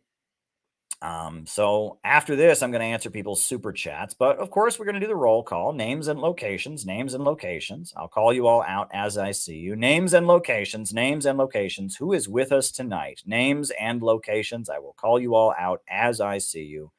Who's with us? Names and locations, names and locations. Oh, I see Kinky sent me a tip on the rock fan. Much appreciated, Kinky. Much appreciated. Names and locations. We got John Whitty in Houston. We got Mark Jones in Utica, New York. We got Micah in Las Vegas. We got Gala in Austin, Texas. Pan American in South Texas. Steve Brisbane in Australia. Bob Troy in New York. Very, very good. Very, very, very good. We got Nate, who's in the Rockies. Chris in Salt Lake City. Scotland Ronnie. We got Chad in Portland. Welcome, Chad. You should have seen us. You should have been at the conference in Portland. We were just there. It was a great event. It was just out there in your neck of the woods, as they say. It was a great event. We're posting videos. Awesome. Awesome event. Antifa tried to mess it up, but they failed. All righty. John in Cleveland. David Nauman. Or what? No. Oh, wow. So we got Leslie in Australia, New Jersey, SG, Mike in Windsor, Ontario, Dave in Rochester, John in Cleveland, Dave Nauman in Niswander, California, Kiwi Dave in New Zealand, X in Petersburg, Florida. All right. Nick in Tampa, Steve in Boston, Fart Soup in Montreal, Alex from Brazil, Ryan in Kansas, Molly McGuire in Orange County, right? Alberta, California, Canada, Moonlight City, much love from Michigan, and Anway, India, Davis in New Jersey, Solomon in Philadelphia, Anthony in Detroit, Gonzalo in Argentina, La Junta. Is that a place? La Junta. Patrick in Maine. Gabby in Chicago, much love. 2024 is going to be full of optimism. Absolutely, Gabby. Bruce in the Philippines, Jean from Singapore, Mariah in North Carolina, happy Tuesday. Bruce Monroe in the Philippines, La Junta, Colorado. Lucien in Chengdu, China. Some of us were skipped again, like we were last summer. Yes, we're skipped again, like we were last year. Anyway. Good times, folks. Good times. Jenny Lynn is smiling. Jenny Lynn is in Cincinnati. I didn't see her name come through, but I know she was in Cincinnati. So Jenny Lynn gets a pass. But anyone else, names and locations? Looking on the Rockfin. Anyone on the Rockfin? Nope. Or no, on the Rumble? Nope. And Kinky, that's fascinating. I never knew that, says Anna Mayers on the Rockfin. Very good. Very good, folks. Great to be here with all of you tonight. Hit the like button, hit the subscribe button, hit the notifications bell. We got a good crowd here tonight. Great. Glad you're all here. Make sure you hit the notifications bell so you get notified the next time we do. Oh, Evan in Massapequa. All right. Lincoln in Congarla. All right. Very, very good. Sound is very low. Is the sound low? Let me see about the sound. Sometimes it switches the microphones. Let me see about the sound, if we can fix that. It should be fine. Maybe I'm not, get closer to the mic. Does that help? Does that help? Is the sound okay for everybody else? All right. Okay. All right, so I am gonna start answering people's questions. The first Rumble rant or Rockfin tip actually comes from Kinky. She says, "I appreciate your Middle East analysis, Caleb." Well, thank you. I do my best. I've been to Iran. I made a whole documentary film about Iran. Let me link that in case people haven't seen it. I know there's a lot of new people watching tonight. I made a great film about Iran. I've been to Iran a number of times. I tried to deliver medical aid to Yemen. I was involved in a humanitarian mission to Yemen, so I'm somewhat familiar with the region. Don't claim to be an expert. Never been to Gaza, but don't claim to be an expert. But there you go. But yeah, I'll link that, and I try to do my best, right? I try to do my best and give the best analysis that I can. That's the way I tend to do things, and so I'm glad you appreciate my analysis, and I'm glad you're here. I'm glad you're here. I mean, look, this YouTube channel, I have come to the conclusion that the internet is rigged. The internet is rigged. Social media is rigged. So it's rigged, and you can't just say it's rigged when it's against you, right? You have to admit it's rigged when it's not in your favor. The reason that I continue to make these live streams is I love you all. I really do. You guys keep me sane. Being able to stream with all of you is an amazing honor and privilege. Being able to answer your questions, have our running jokes, get on here and speak my mind about politics is really, really something I get a lot of satisfaction out of doing. So I do it, and sometimes this channel blows up, other times it doesn't, and I just take it for what it's worth. This is the film I made in the Islamic Republic of Iran in 2015. It's called Iranian Dream, and it's a great film. I mean, I went to Iran, and it talks about how I saw the supreme leader of Iran when I went and saw him and stuff. So if you want to get a sense of my travels in the Middle East region, watch Iranian Dream, the film that I made about the Islamic Republic of Iran. We had a great Iranian speaker at our recent CPI conference. It was really, really great. So I'm glad you like my analysis, Kinky.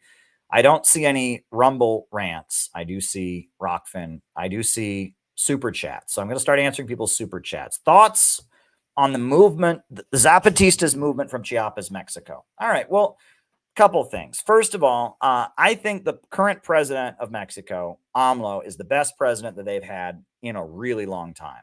All right. The fact that he is friendly to Venezuela, friendly to Russia and China, the fact that he didn't recognize Joe Biden as the winner of the election because he was suspected that it had been rigged. That was awesome. I really like the current president of Mexico. Now I know he's not a communist. He's not a socialist. He's not, he's doing the best he can. The Mexican police and the Mexican military are heavily infiltrated by the United States. You're on the list. They're heavily infiltrated by the United States, and he's trying to build infrastructure. He has effectively, taken moves that have weakened the drug cartels, and he's kind of stabilized some of the drug cartel instability. I mean, he's really a great president. And so the fact that the Zapatistas don't like him, that kind of loses some respect points, in my view, right? Now, the Zapatistas are a movement of indigenous folks in Chiapas, which is a region in southern Mexico, and they are socialists of some degree or other. Sometimes they sound like anarchists. Sometimes they sound like indigenous, primitivists and environmentalists. Other times they sound like straight up communists and Marxist-Leninists. I know people that have gone and studied at their centers where they will. I mean, you can do that if you want. I mean, you can get on a plane and go down to Chiapas, and you can study revolutionary ideology in Chiapas with the Zapatistas. They'll teach you their revolutionary theories. But what I want people to know when I think of the Zapatistas, the main thing is that these are indigenous people from a particular region of Mexico, and that they have, and they sound like Rage Against the Machine fans. Well, actually, there's a song called People of the Sun that Rage Against the Machine did to honor them. And they became kind of a thing in the 90s. In the 90s, the fall of the Soviet Union had weakened communism globally. And so there were a number of movements that kind of propped up that were kind of playing the role that communists once played. And that at the end of the day, I don't think that the Zapatistas are communists. I don't think they're anarchists. I don't think they're environmental primitivists. I think what they are is they're people that want to fight for their indigenous group.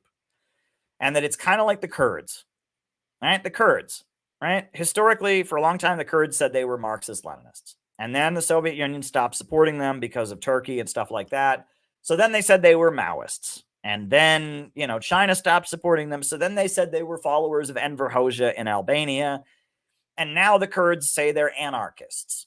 Well, they're none of those things. They're Kurdish nationalists. They're fighting for the Kurds, right? And they've learned to get support from who they need to get support from. And that, I think that the Zapatistas have really kind of mastered the art. Oh, we got another Rockfin tip that's come in of, they recruit, college professor types from Europe, who fly down there, Swedish college professors and Swedish kind of lefty activists, and they fly down to Chiapas and they take them on a tour and they show them their worker cooperatives where the workers get to elect the boss and they have perfect workplace democracy and they divide the cocoa beans up exactly equally. And it's, and the liberal college professor types like to hear that. And so they mouth what do you call it? A left sounding line. They mouth a line that sounds like what a lot of like Trotskyite and anarchists and social democratic liberal professors want to hear. They mouth that because that's what will get them donations and that's what will get them support. And I think the same thing about the Kurds. I don't think the Kurds are really anarchists. I think that they need support, and that I think that some of the more negative aspects of the Zapatistas, the way that they sound kind of like they're against economic growth, they're ultra environmentalists and stuff, I think that's just because they're trying to get support from somebody, right? And that they've learned that a way to get support is to, get wealthy European college professors and liberal hippie kind of people to fly down there and, be impressed with, the actual workers' democracy and stuff. And that they have some kind of relationship with the liberal NGO apparatus, which is largely linked to American intelligence, which is unfortunate. A lot of those liberal college professor types, they were part of the anti-globalization. They were part of the anti-globalization movement. They've attached themselves to the radical environmentalists. They've attached themselves to the, the human rights industry that is opposed to all the socialist countries. And, it's something that they've learned to do. And they are a movement that exists in Mexico. And when they're fighting for the rights of their people, I'm for it. When they're fighting for land redistribution of people down there, I'm for it. But if they're against AMLO because he's not a true communist or he's white or something like that, I'm not with them on that. When they're denouncing socialist countries, I'm not with them on that. When they're saying things like economic growth is inherently bad, and we need to get back to Mother Nature, which I don't think they really believe. I just think that's what the liberal college professors types want to hear. I'm not with them on that. I generally support any movement of the people that's, fighting for the working class, fighting against multinational corporations. I generally support any movement like that. I will say that, unfortunately, there have been a lot of statements made by the Zapatistas over the years, and the way they don't like AMLO and they're bashing AMLO right now gives me pause. But you know what? That could change, right? And these movements change. Fidel Castro at one point got backing from the American government. When it looked like he was winning the Cuban Revolution, the CIA started supporting him, and he hadn't declared himself to be a communist yet. But then he turned around and became the leader of the Cuban Revolution. So, and there's many examples of people who waver and go one way or another. So given the right conditions, the Zapatistas could be an amazing force. Right now, I feel like they're kind of not playing a good role. They're keeping indigenous movements in Mexico attached to the liberal woke George Soros NGO apparatus. And I don't think that's a good thing. And they're not supporting AMLO. And I don't think that's a good thing. But that could change, right? And that's what I always urge people to say. Politics now is getting extremely weird. And people often change the role that they play. I don't think they're playing a very good role now, but that could change. They've played a very good role in the past. They were very supportive of Hugo Chavez at the beginning. Who knows? But right now, I'm not too fond of them. I'm not too fond of the role they're playing now, but they could play a better role in the future. All right. Does Israel really have nuclear weapons? Yes, it does. It really absolutely does. And we know this for a couple reasons. One of which I can show you I can show you. I actually confronted the U.S. State Department about this. Right? I can show you a clip of, I can tell you that, yes, Israel does have nuclear weapons.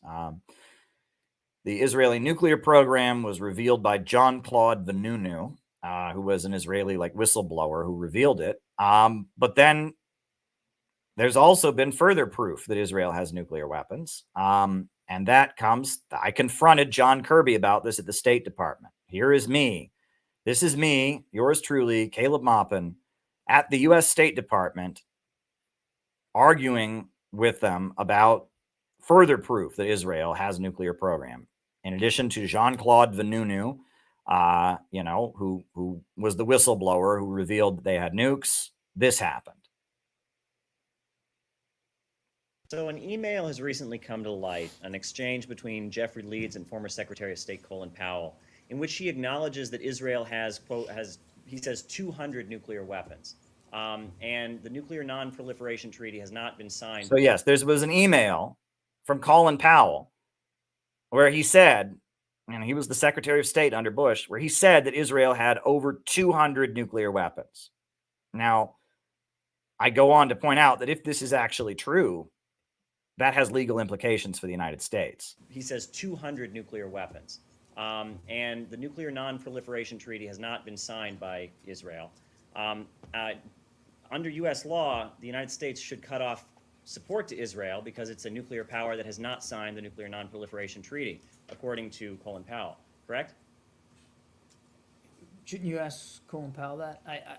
I'm not going to speak to this particular traffic, and I'm certainly not going to discuss. So you're saying Israel doesn't have nuclear weapons? I'm certainly not going to discuss matters of intelligence from the podium. I'm not. I have no comment on that. Okay. Well, the email says the boys in Tehran know Israel has 200. All we targeted on Tehran, and we have thousands. I mean, that seems to indicate that there's a knowledge of an Israeli nuclear program, which would make U.S. aid to Israel illegal. I think I've answered your question. Okay. Well, let me ask. Is that do I have the correct understanding of U.S. law that we are not allowed to support a nuclear power that has not signed the Nuclear Non-Proliferation Treaty? Look, we obviously support the Nuclear Non-Proliferation Treaty. I'm not a legal expert on all the tenets of it, and I'm certainly not going to speak about the details that you've revealed here in this email traffic. That would be inappropriate for me to discuss one way or the other. I'm not going to do it. There are sanctions imposed on North Korea in response to their nuclear proliferation. There were sanctions put on Iran in response to allegations of nuclear proliferation.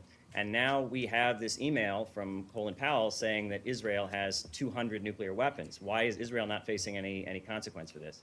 That's a very colorful way of getting back to the same question you just asked me. But I'm going to refer you back to the transcript when you see it this afternoon to what I said before to your question. Saeed? You're familiar with this email, right? I'm not. Oh. I have not seen it. I can't speak to the email, and frankly, even if I'd seen it, sir, I wouldn't engage in that kind of a discussion from the podium. So there you go.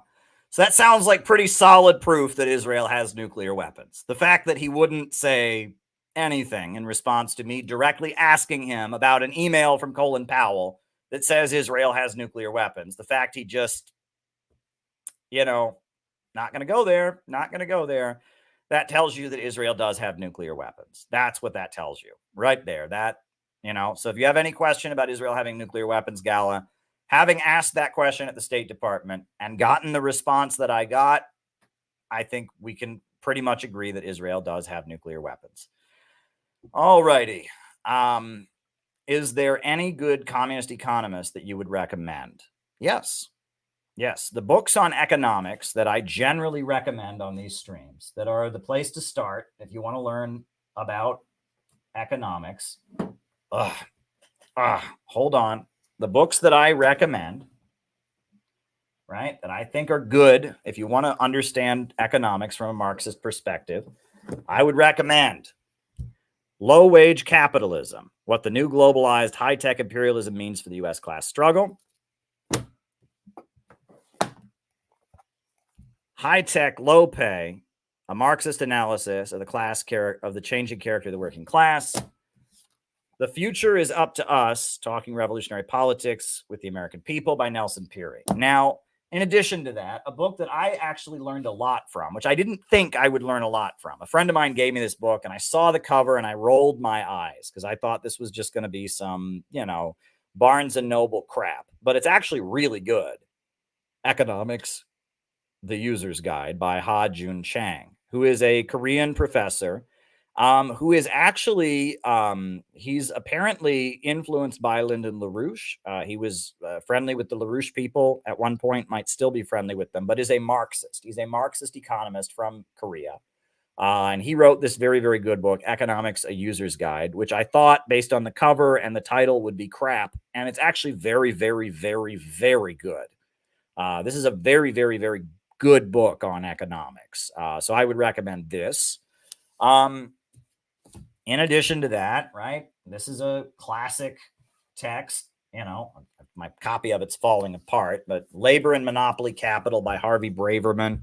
This is considered to be a really important, Marxist economics textbook that a lot of people have gotten a lot out of. It was very influential among the new communist movement of the 1970s.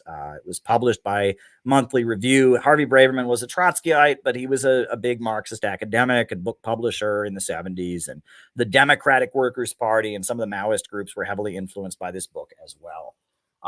So, if you're interested in Marxist economics, now a lot of people really get a lot out of Michael Hudson's work. I have not had the time to read Michael Hudson's work and be able to give you a thorough answer to it.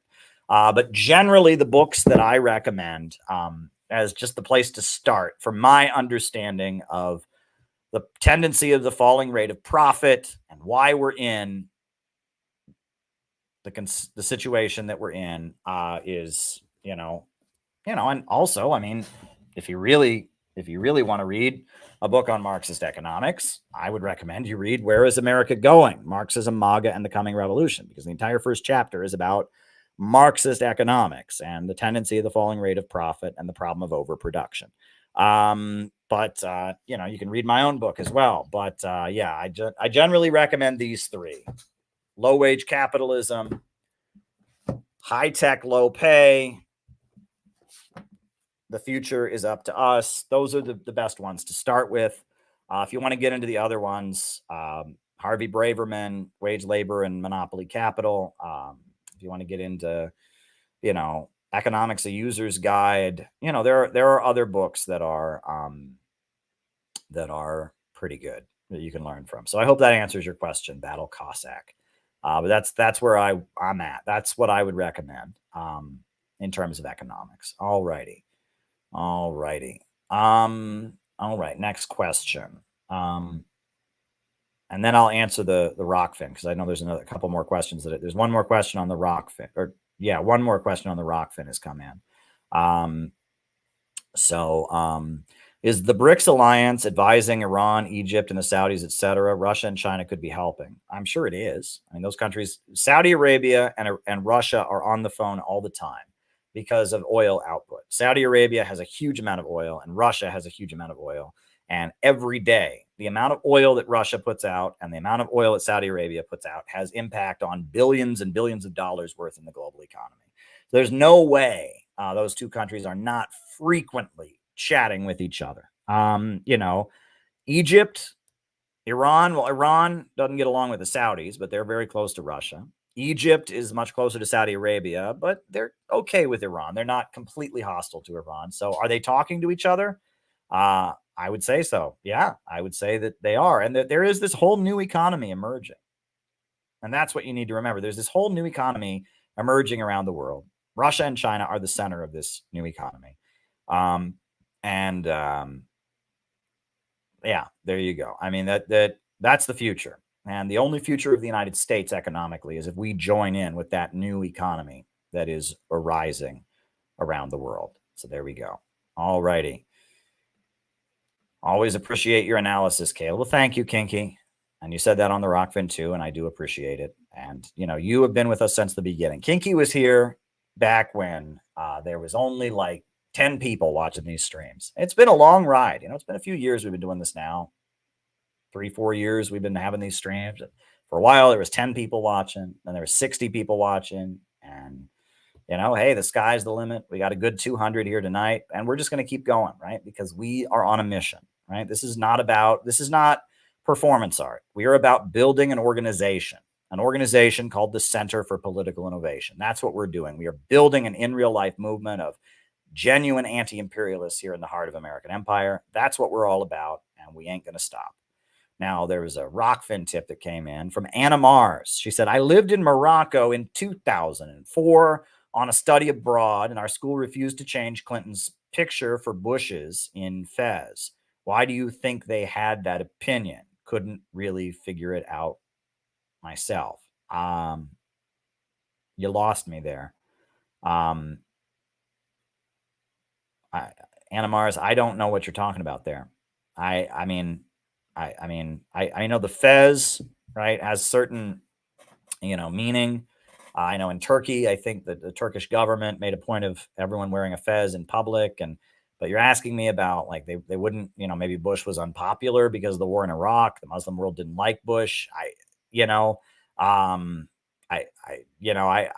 can't tell you what was going on at your school in Morocco. Never been to Morocco, never been to North Africa. I have been to Djibouti, which is on the Horn of Africa. I've never been to North Africa. So I can't give you a definite answer to why your school did that. I know in most of the Muslim world, Bush was wildly unpopular. And so maybe that's what it was. Well, that's a long story. But anyway, there you go. So, Fez is a city too. So they're talking about a city. Okay. I thought it was the hat. There you go. All righty. Next question. Huckabee equals anti-Semite big time. His Zionism goes back to at least 1609 when English jerks predicted the Jewish population would be expelled to Palestine by 1650. There's a lot written about this, right? There's an Anglican priest in Britain who gave a great speech about why Christian Zionism is contrary to Christian teachings when I was in Iran, and his name is escaping me. But I was actually very moved by his presentation. And he's been canceled in Britain. They have run his name through the mud, but he's an Anglican priest, and he, points out that Zionism was largely created by the British Empire for its own reasons, and that the Christian Zionist movement, arguing that the Bible says that Israel must exist, is a creation of the British Empire for strategic reasons. He talks about that. Can't remember his name. His name is escaping me. But the British Empire set up settler colonial states everywhere: South Africa, Rhodesia, and they set up a number of settler colonial states. Israel was one of them, and they set up with the Balfour Declaration. They set up the British Mandate of Palestine, and then eventually that became Israel. And it was largely British bankers who promoted Zionism. Until the end of the Second World War, the majority of Jews in the world were socialists and communists, right? The majority of the Jews who died in the Holocaust were Marxists, were either social democrats or communists or anarchists. The Jews in Britain, they didn't gas the Jews in Britain. They didn't die. And Britain was the stronghold of Zionism, though a lot of the Jews in Britain were also Marxists. But in Britain, you had a very, very wealthy family called the Rothschilds. And the Rothschilds were very, very wealthy, and they were not communists because they considered communism to be, wanting to take their wealth away. And the Rothschilds were big financial backers of what was called the World Zionist Organization. There's a guy named Theodor Herzl. And Theodor Herzl was a Zionist, and he was the founder of the Zionist movement.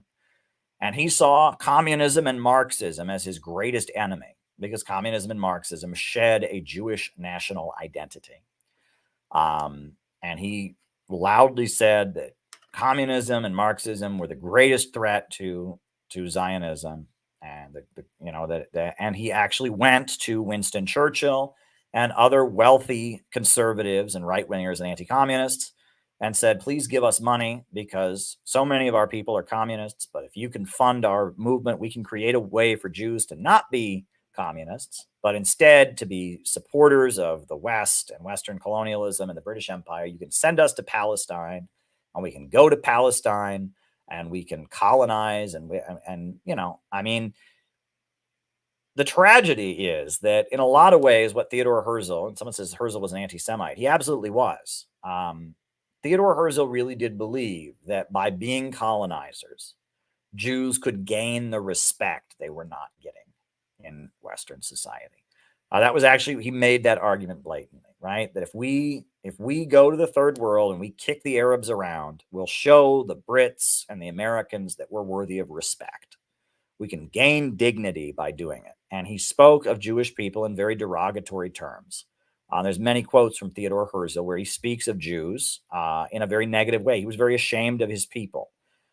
He thought that if they could go set up their own state, they could become respectable colonialists, and that would be a way that they could improve. But he was very negative on the Jewish people. So the idea that Zionism is anti-Semitic, there's a lot to go with that, because Theodore Herzl was not a big fan of the Jews, and his part of the argument that he made was, we're never going to fit in Europe, right? We're just too different.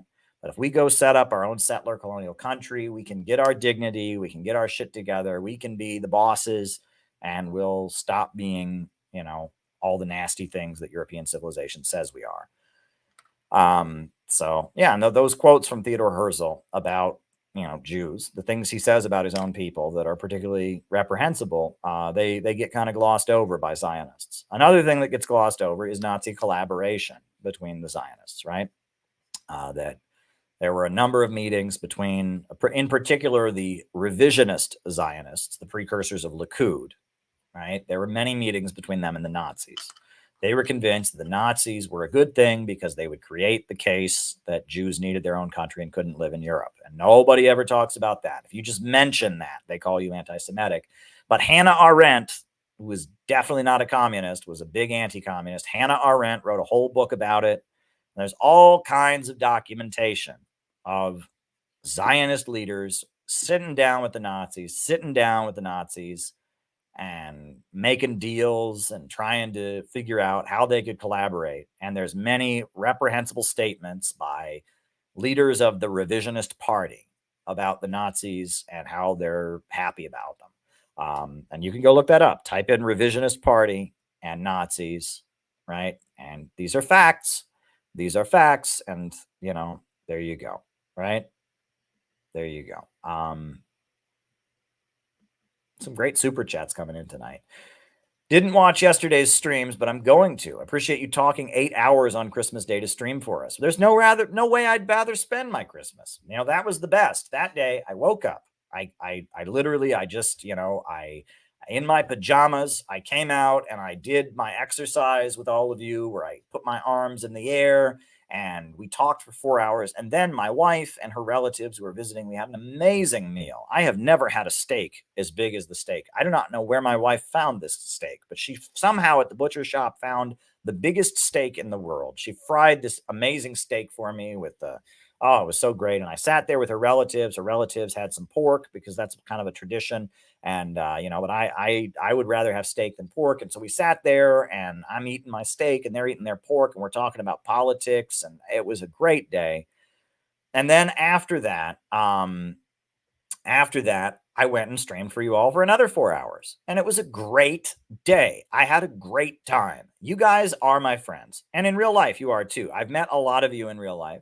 We're part of a political organization. We're looking to spread a revolutionary message together. We just had an amazing conference in Portland.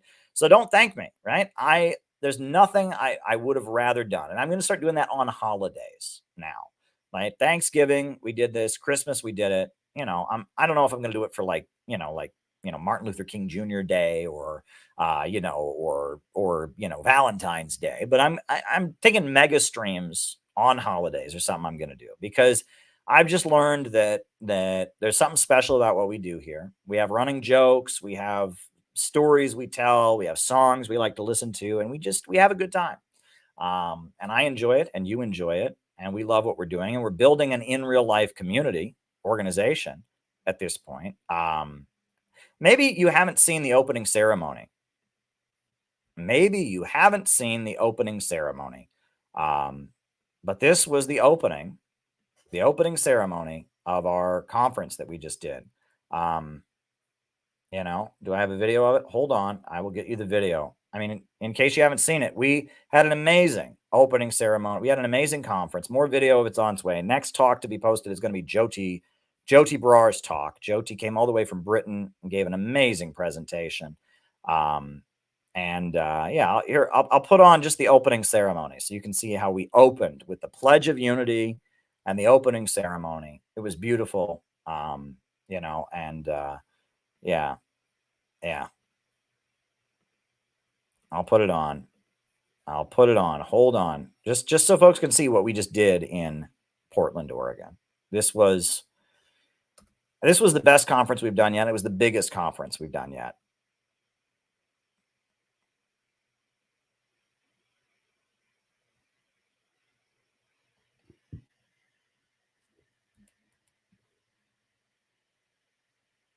Dare to struggle. Dare to win. Dare to struggle. Dare to win. Dare to struggle. Dare to win. Welcome, everyone.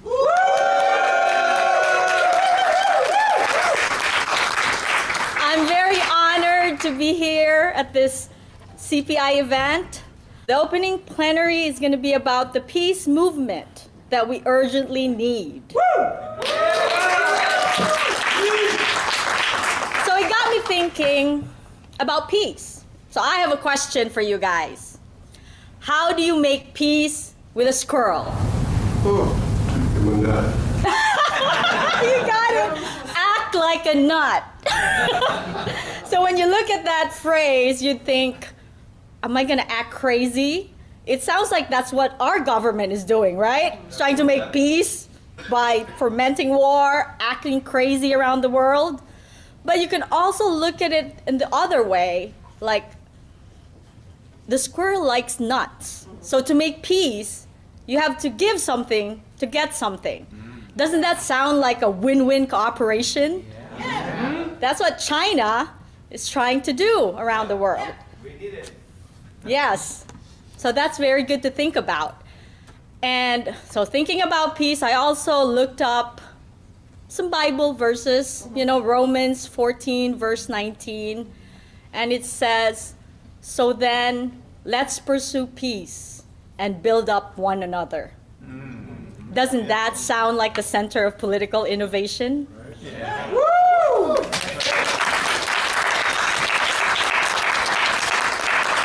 We are for a peace movement, but we are also for building each other up, for building cities, building up communities. We are not vandals. We don't want to tear and destroy the American people. We want everyone to prosper. If possible, we want luxury for all. That's what I want. So I'm so glad to find that phrase in the Bible. And lastly, I saw this quote about peace in the Course in Miracles, and it says, peace is impossible to those who want war, but peace is inevitable to those who want peace. And that's us. That's right. Preach. Next up, I would like everyone to stand up for the pledge. Raise your right hand and repeat after me. We pledge that we shall remember this unity. We pledge that we shall remember this unity. Forged at the end of the Second World War. Forged at the end of the Second World War. Not only today, not only this week, this year, but always. Not only today, not only this week, this year, but always. Until we have built the world we have dreamed of and fought for. Until we have built the world we have dreamed of and fought for. We pledge ourselves to build the unity of the people of the world. We pledge ourselves to build the unity of the people of the world. All races, all colors, all nationalities, all beliefs. all races, all colors, all nationalities, all beliefs, to eliminate all traces of fascism from the earth, to eliminate all traces of fascism from the earth, to build a deep and sincere international friendship among the peoples of the world, to build a deep and sincere international friendship among the peoples of the world, to keep a just, lasting peace, to eliminate want, frustration, and enforced idleness, to keep a just, lasting peace, to eliminate want, frustration, and forced idleness. We have come to confirm the unity of all people, to salute our comrades who have died. We have come to confirm the unity of all people, to salute our comrades who have died, and pledge our word that skillful hands, keen brains, and bold enthusiasm and pledge our word that skillful hands, keen brains, and bold enthusiasm shall never more be wasted in war. Shall never more be wasted in war. Put your hands down and remain standing for the flag ceremony.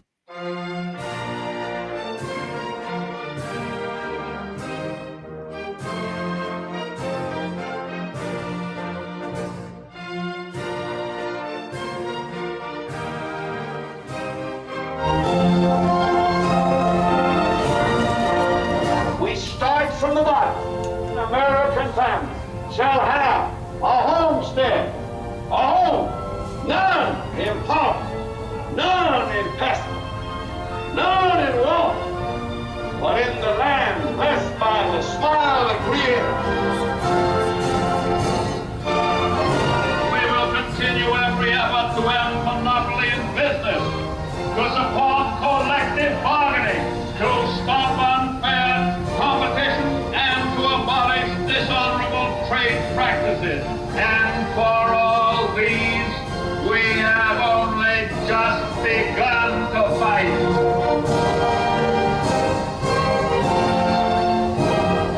I just want to do God's will. And He's allowed me to go up to the mountain. And I've looked over and I've seen the promised land.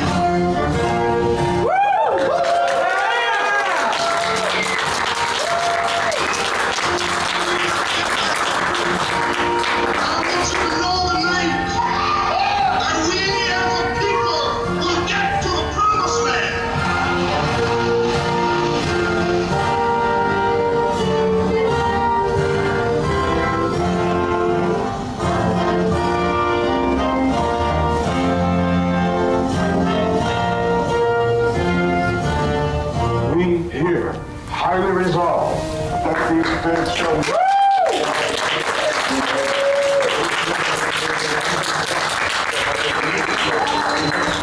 government of the people, by the people, for the people, shall not perish from the earth.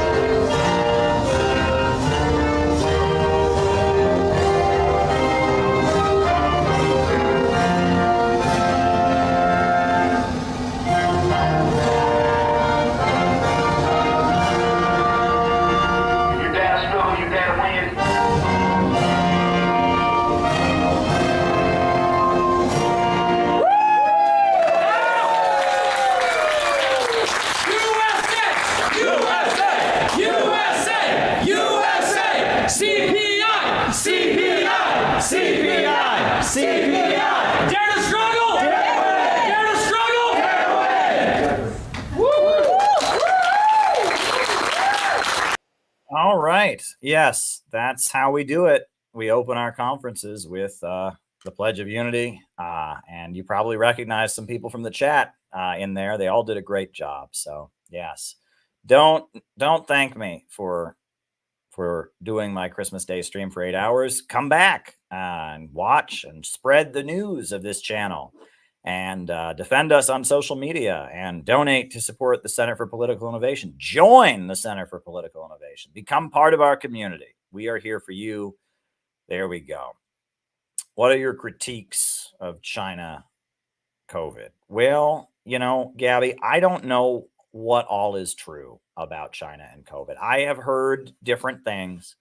I've heard rumors about things that happened in China because of COVID. And then I've talked to my friends who live in China who are quite critical. I mean, I had friends, that I was talking to for a while, people that I worked with politically who now live in China, that are actually quite critical of the Chinese government. But they said that what I was saying, people were saying, was not true. I don't really know. I don't think that the lockdowns here in the United States were a good thing, right? And I understand that in China it's a much more collective culture, and when they can really lock down, and maybe that has different health effects and such. So but it's not my job to defend China's health policies, right? I'll tell you here, the lockdowns here were devastating. They devastated our economy. They devastated working families. And they were a disaster. And also in Nicaragua, which is an amazing socialist country that I admire, they had no lockdowns. They had no lockdowns in Nicaragua, and they did fine. They did absolutely fine. And, at the beginning of the pandemic, they went crazy because Nicaragua didn't have lockdowns and because Belarus didn't have lockdowns. And then you'll notice they shut up about that.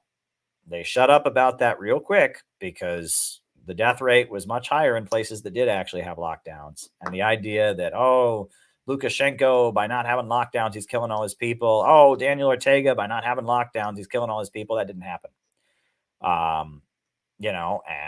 Countries that did have lockdowns, like the United States, like Italy, had very big death rates. And so, I'm at the point that, what China did, I don't know enough about it. I've heard so many lies about China. I'm not going to believe those lies. And I just don't believe anything I hear about China. It didn't match what some of the people living in China that I know saw. But is it possible the Chinese government did bad things on COVID? Sure. But I got to tell you that the lockdowns here were devastating. I should have been more opposed to them, and I never should have gotten vaccinated, right? I regret getting vaccinated. I did get vaccinated. My God, someone accused me of faking my vaccination, which is ridiculous. I did not fake my vaccination. But honestly, the way they were stigmatizing the non-vaccinated people, I didn't like that. I can't get too deep into this topic on here. And honestly, I don't know enough about it. And if I start talking, I'm not a scientist, right? And I'll talk about it in some way where I'll say something slightly wrong and then they'll blow up what I said all over the social media. And then they'll try to make it sound like I, did something I didn't do or said something I didn't say. So I got to be careful. But, is it possible China did some bad things with their policies? Absolutely. Right. And I don't feel a need to say that just because China did something, we should do it over here. Right. And the working class here in America got screwed by those lockdowns. And there are two socialist countries that I respect, Belarus and Nicaragua, didn't have lockdowns, and it didn't seem to destroy them either. So that makes me think that, I'm open to critiques of China on that front. I think China is overwhelmingly a good force in global politics. And I also think that a lot of the stories we hear about China and lockdowns are not true and false. But is it possible they did some bad things? Is it possible their lockdown policies were bad? Yep, absolutely. Absolutely. So there we go. All righty. Will we see an end to U.S. imperialism before a world war happens? I certainly hope so.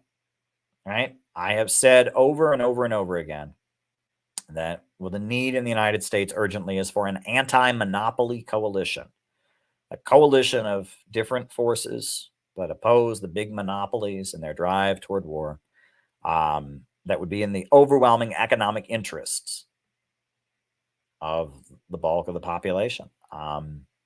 So that's what I've said, and I stand by my position.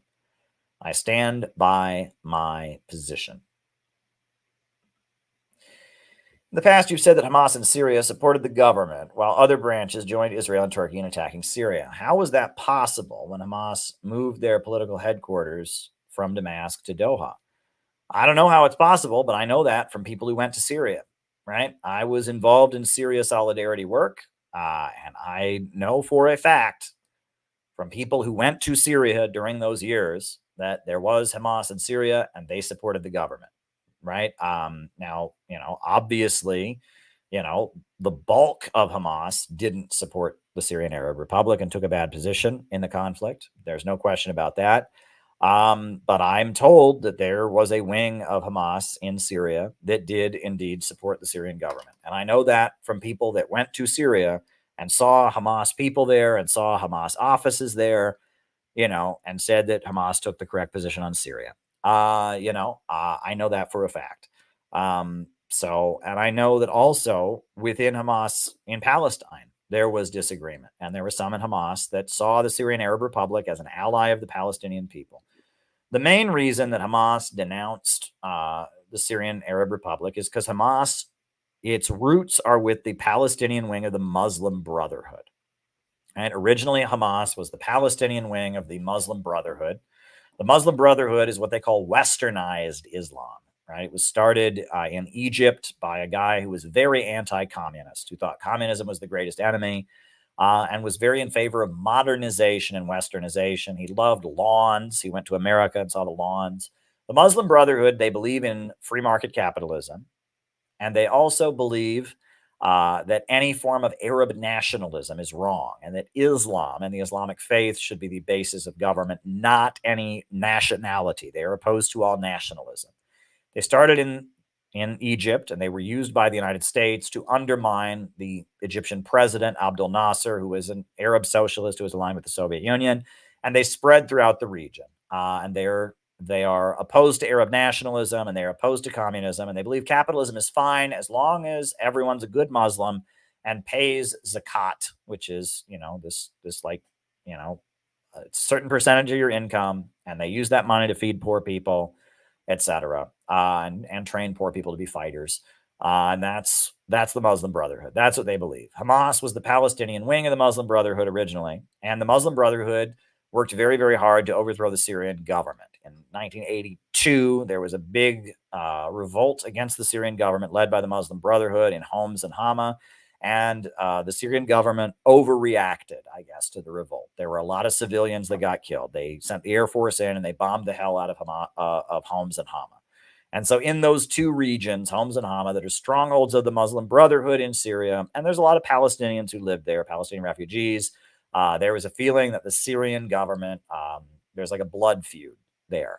And because Hamas comes out of the Muslim Brotherhood, I think that Hamas, because Hamas is the Palestinian wing, historically, not anymore, but historically was the Palestinian wing of the Muslim Brotherhood. And because the Syrian government is a secular government, the Syrian Arab Republic, it is a secular government, right? There's Christians there, there's Alawites there, there's Druze, there's Jews, there's Syria has many different religious communities in it. And the government, it's the Syrian Arab Republic, it's secular. The Communist Party is one of the biggest political parties in Syria.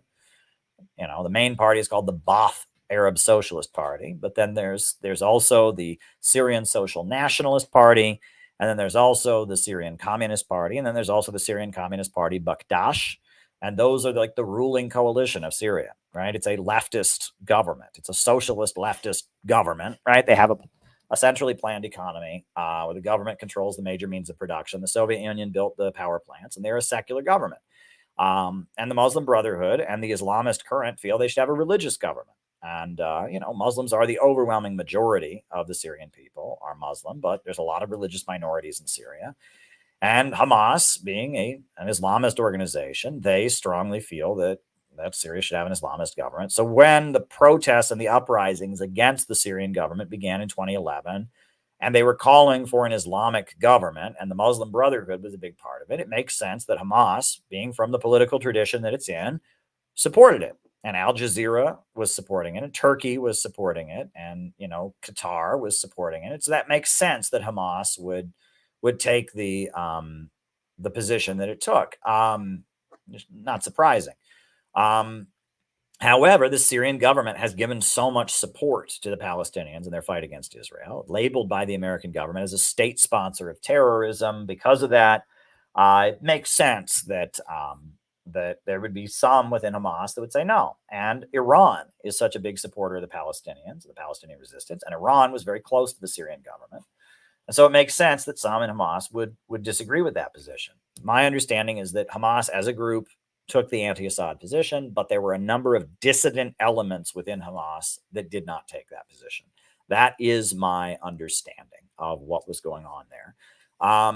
Now, the other thing that's worth noting is that a big part of fomenting the war in Syria was spreading the propaganda against Iran. Saudi Arabia spread the propaganda that Iran was trying to create a Shia crescent and that Iran was somehow, that Shia Islam is evil, that Shia Islam is a distortion of the Islamic faith, and that Iran is trying to take over the world and use Shia Islam as a cover. And because Assad is an Alawite, he's technically a Shia. It's Alawitism is its own thing. It's very different from what Iranians do.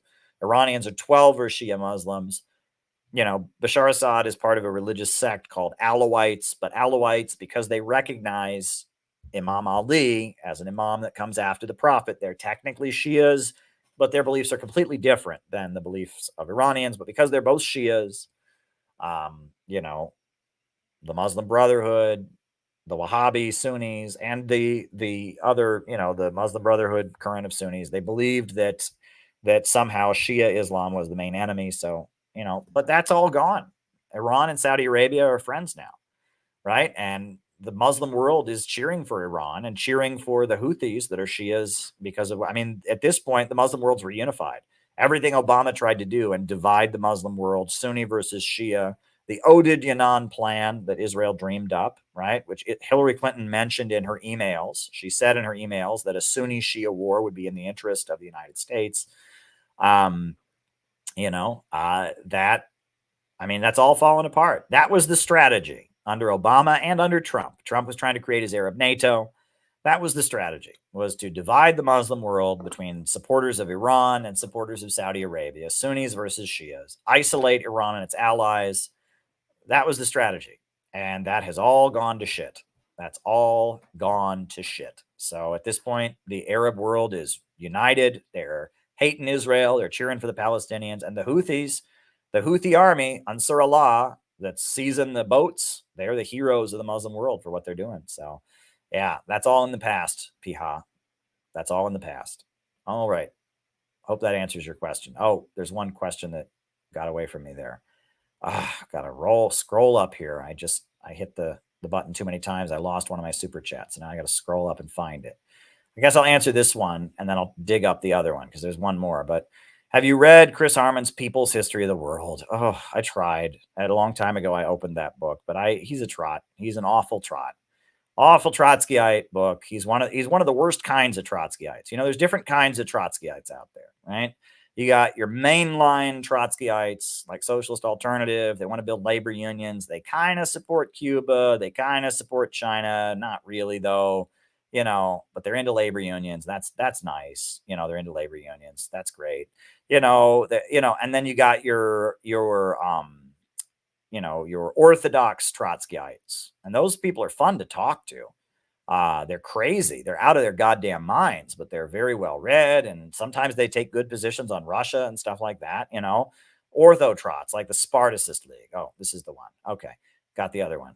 Ryan Clark, I'm going to get to your question. Don't worry. And it's important too. I want to talk about that. You have your Orthodox Trots, but third camp Trotskyites. Chris Harmon is from the Socialist Workers' Party of Britain, the British SWP. He's what you call a third camp Trotskyite, meaning that he's with the group of people who broke with Trotsky in 1939. Broke with Trotsky in 1939 because Trotsky said that the Soviet Union was still socialist in its economic foundations. And they said, no. The Soviet Union is not socialist in any conceivable way. It's state capitalism. It's like Nazi Germany. It's bureaucrat collectivism. And those are the people that eventually, a lot of them became neocons. Irving Kristol was one of those. A lot of those people became neocons later. Irving Howe, founder of DSA and others.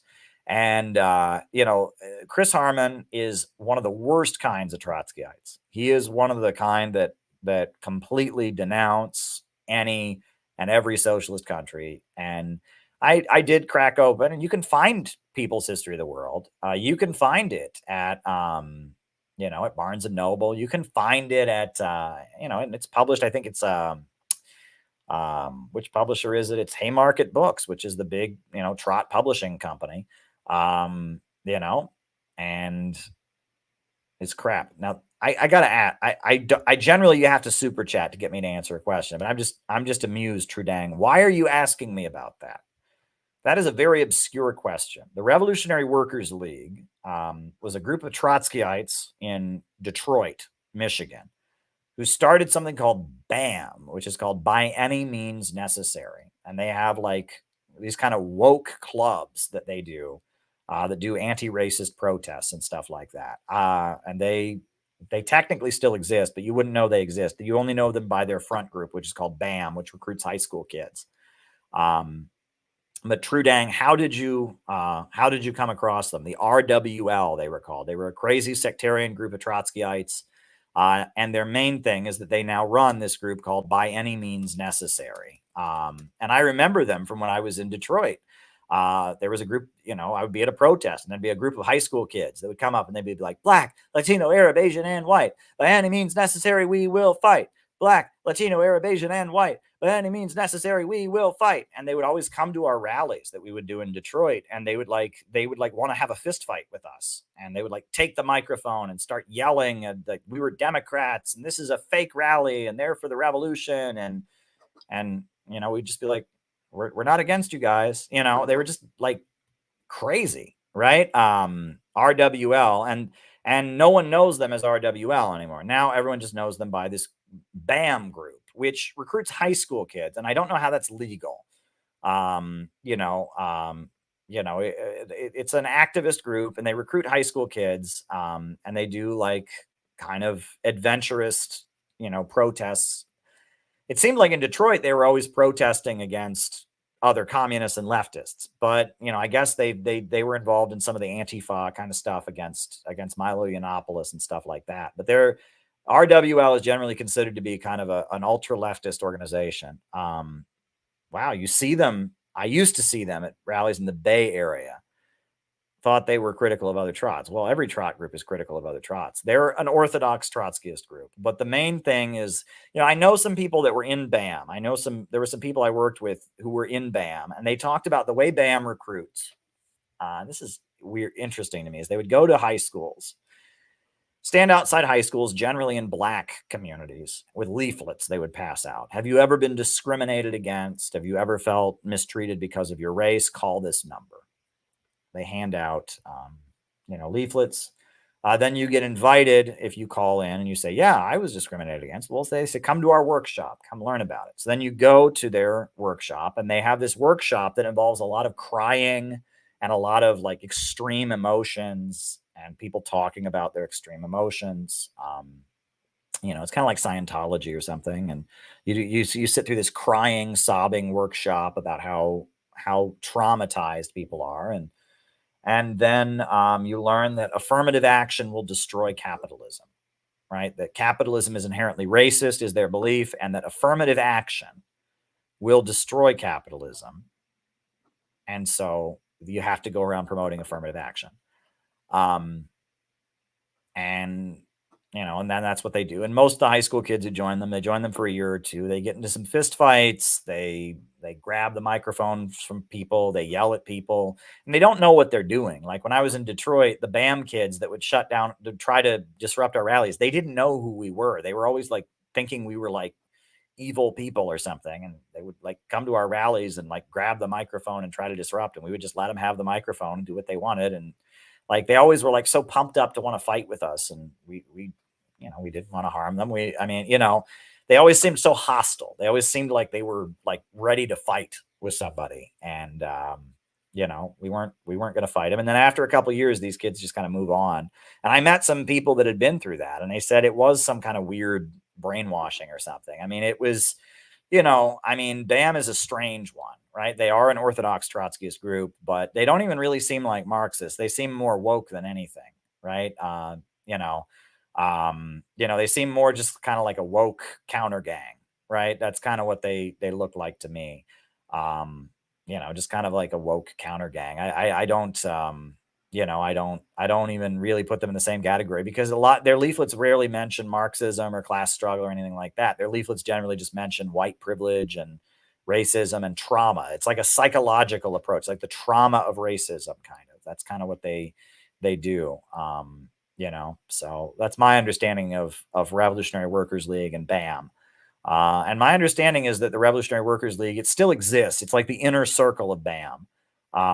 But it's very few people are still in it. So yeah, that's my understanding. You asked about that. I'm just answering that question because it's there. But anyway, we have a very important question from Ryan Clark. Hard Lens Media is under real immediate threat of being deleted due to a baseless copyright strike. I did see that. Jimmy Dore saw that. I retweeted that. And yeah, YouTube is out of control with the censorship. You know, they banned RT from YouTube. That's bullshit, right? They shut down videos all the time. One night they took 160 videos down from my YouTube channel in one night. It was ridiculous. And yeah, YouTube is out of control with the censorship. Hard Lens Media does a lot of good work. I know that there's disagreements. They may not be friendly toward me now. I don't really know. I went on them in Chicago a couple years ago, and I don't know if they're friendly to me now still or not. I know, there's somebody I was friends with who left them, and I don't know, but I don't know what's going on with them these days, but I don't think they should be deleted. I oppose censorship. I oppose censorship. And I mean, look, there's people who've straight up dissed me that I've opposed censorship toward, right? I am just not in favor of YouTube deciding what I'm allowed to listen to. So, Hard Lens Media is folks that have been particularly good to me. So, and they were friendly with Jimmy Dore. I haven't followed them much in the last year. But when I was following them, they seemed amazing. I was on there with Tara Reid, and so yeah, I think that's a travesty. Hands off Hard Lens Media. I'm with Jimmy Dore and the censorship. Absolutely. I support Hard Lens Media in the face of the censorship. They should not be deleted. Deleting them is bullshit. Deleting them is something that should not happen. I stand with them against their censorship. And they should give me a call, right? Because it's been a while since I've heard from them. There's a lot of drama has happened, over the years. I'd like to know if they're still friendly to me. Maybe they are. They've never been unfriendly, but they haven't connected with me since things went down. And, so I would like to hear from them. I know if they're worried about being deleted, the last thing they need, but if this crisis blows over, they should reach out to me. I'd really like to hear from them. So, and I guess I understand the basis of the attempt to delete them as somebody who quit them, as someone who no longer works with them, as being vindictive. That's a shame. That's a shame. Everyone nowadays feels like if they don't get what they want, right, they have to burn the house down. Don't do that. Don't do that. Don't burn the house down just because you didn't get what you want. If things don't go right for you, if someone disses you and all that, don't burn the house down. You don't have to burn the house down. You don't have to burn the house down just because you didn't get what you want. That's my attitude toward that. All right. Well, listen, folks, I got to work in the morning, and it's well after 1 a.m. So I'm going to say goodnight. But it's been a great stream. Make sure you hit the like button. Make sure you hit the subscribe button. YouTube has this weird habit of unsubscribing people. They do it automatically. They admit they do it. It's part of their algorithm bullshit. So make sure you're subscribed. Hit the notifications bell. I'll be back probably tomorrow. Looks like I have a big interview happening tomorrow. I'm not saying who it's with. It ain't over until the fat lady sings, as they say, right?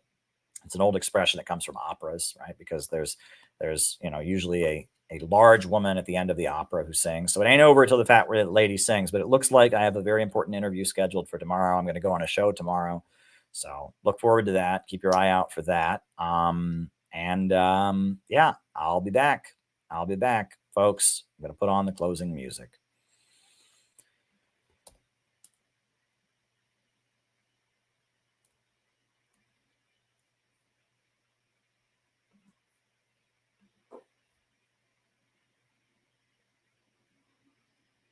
Surge in the struggle against U.S. imperialism is now emerging throughout the world.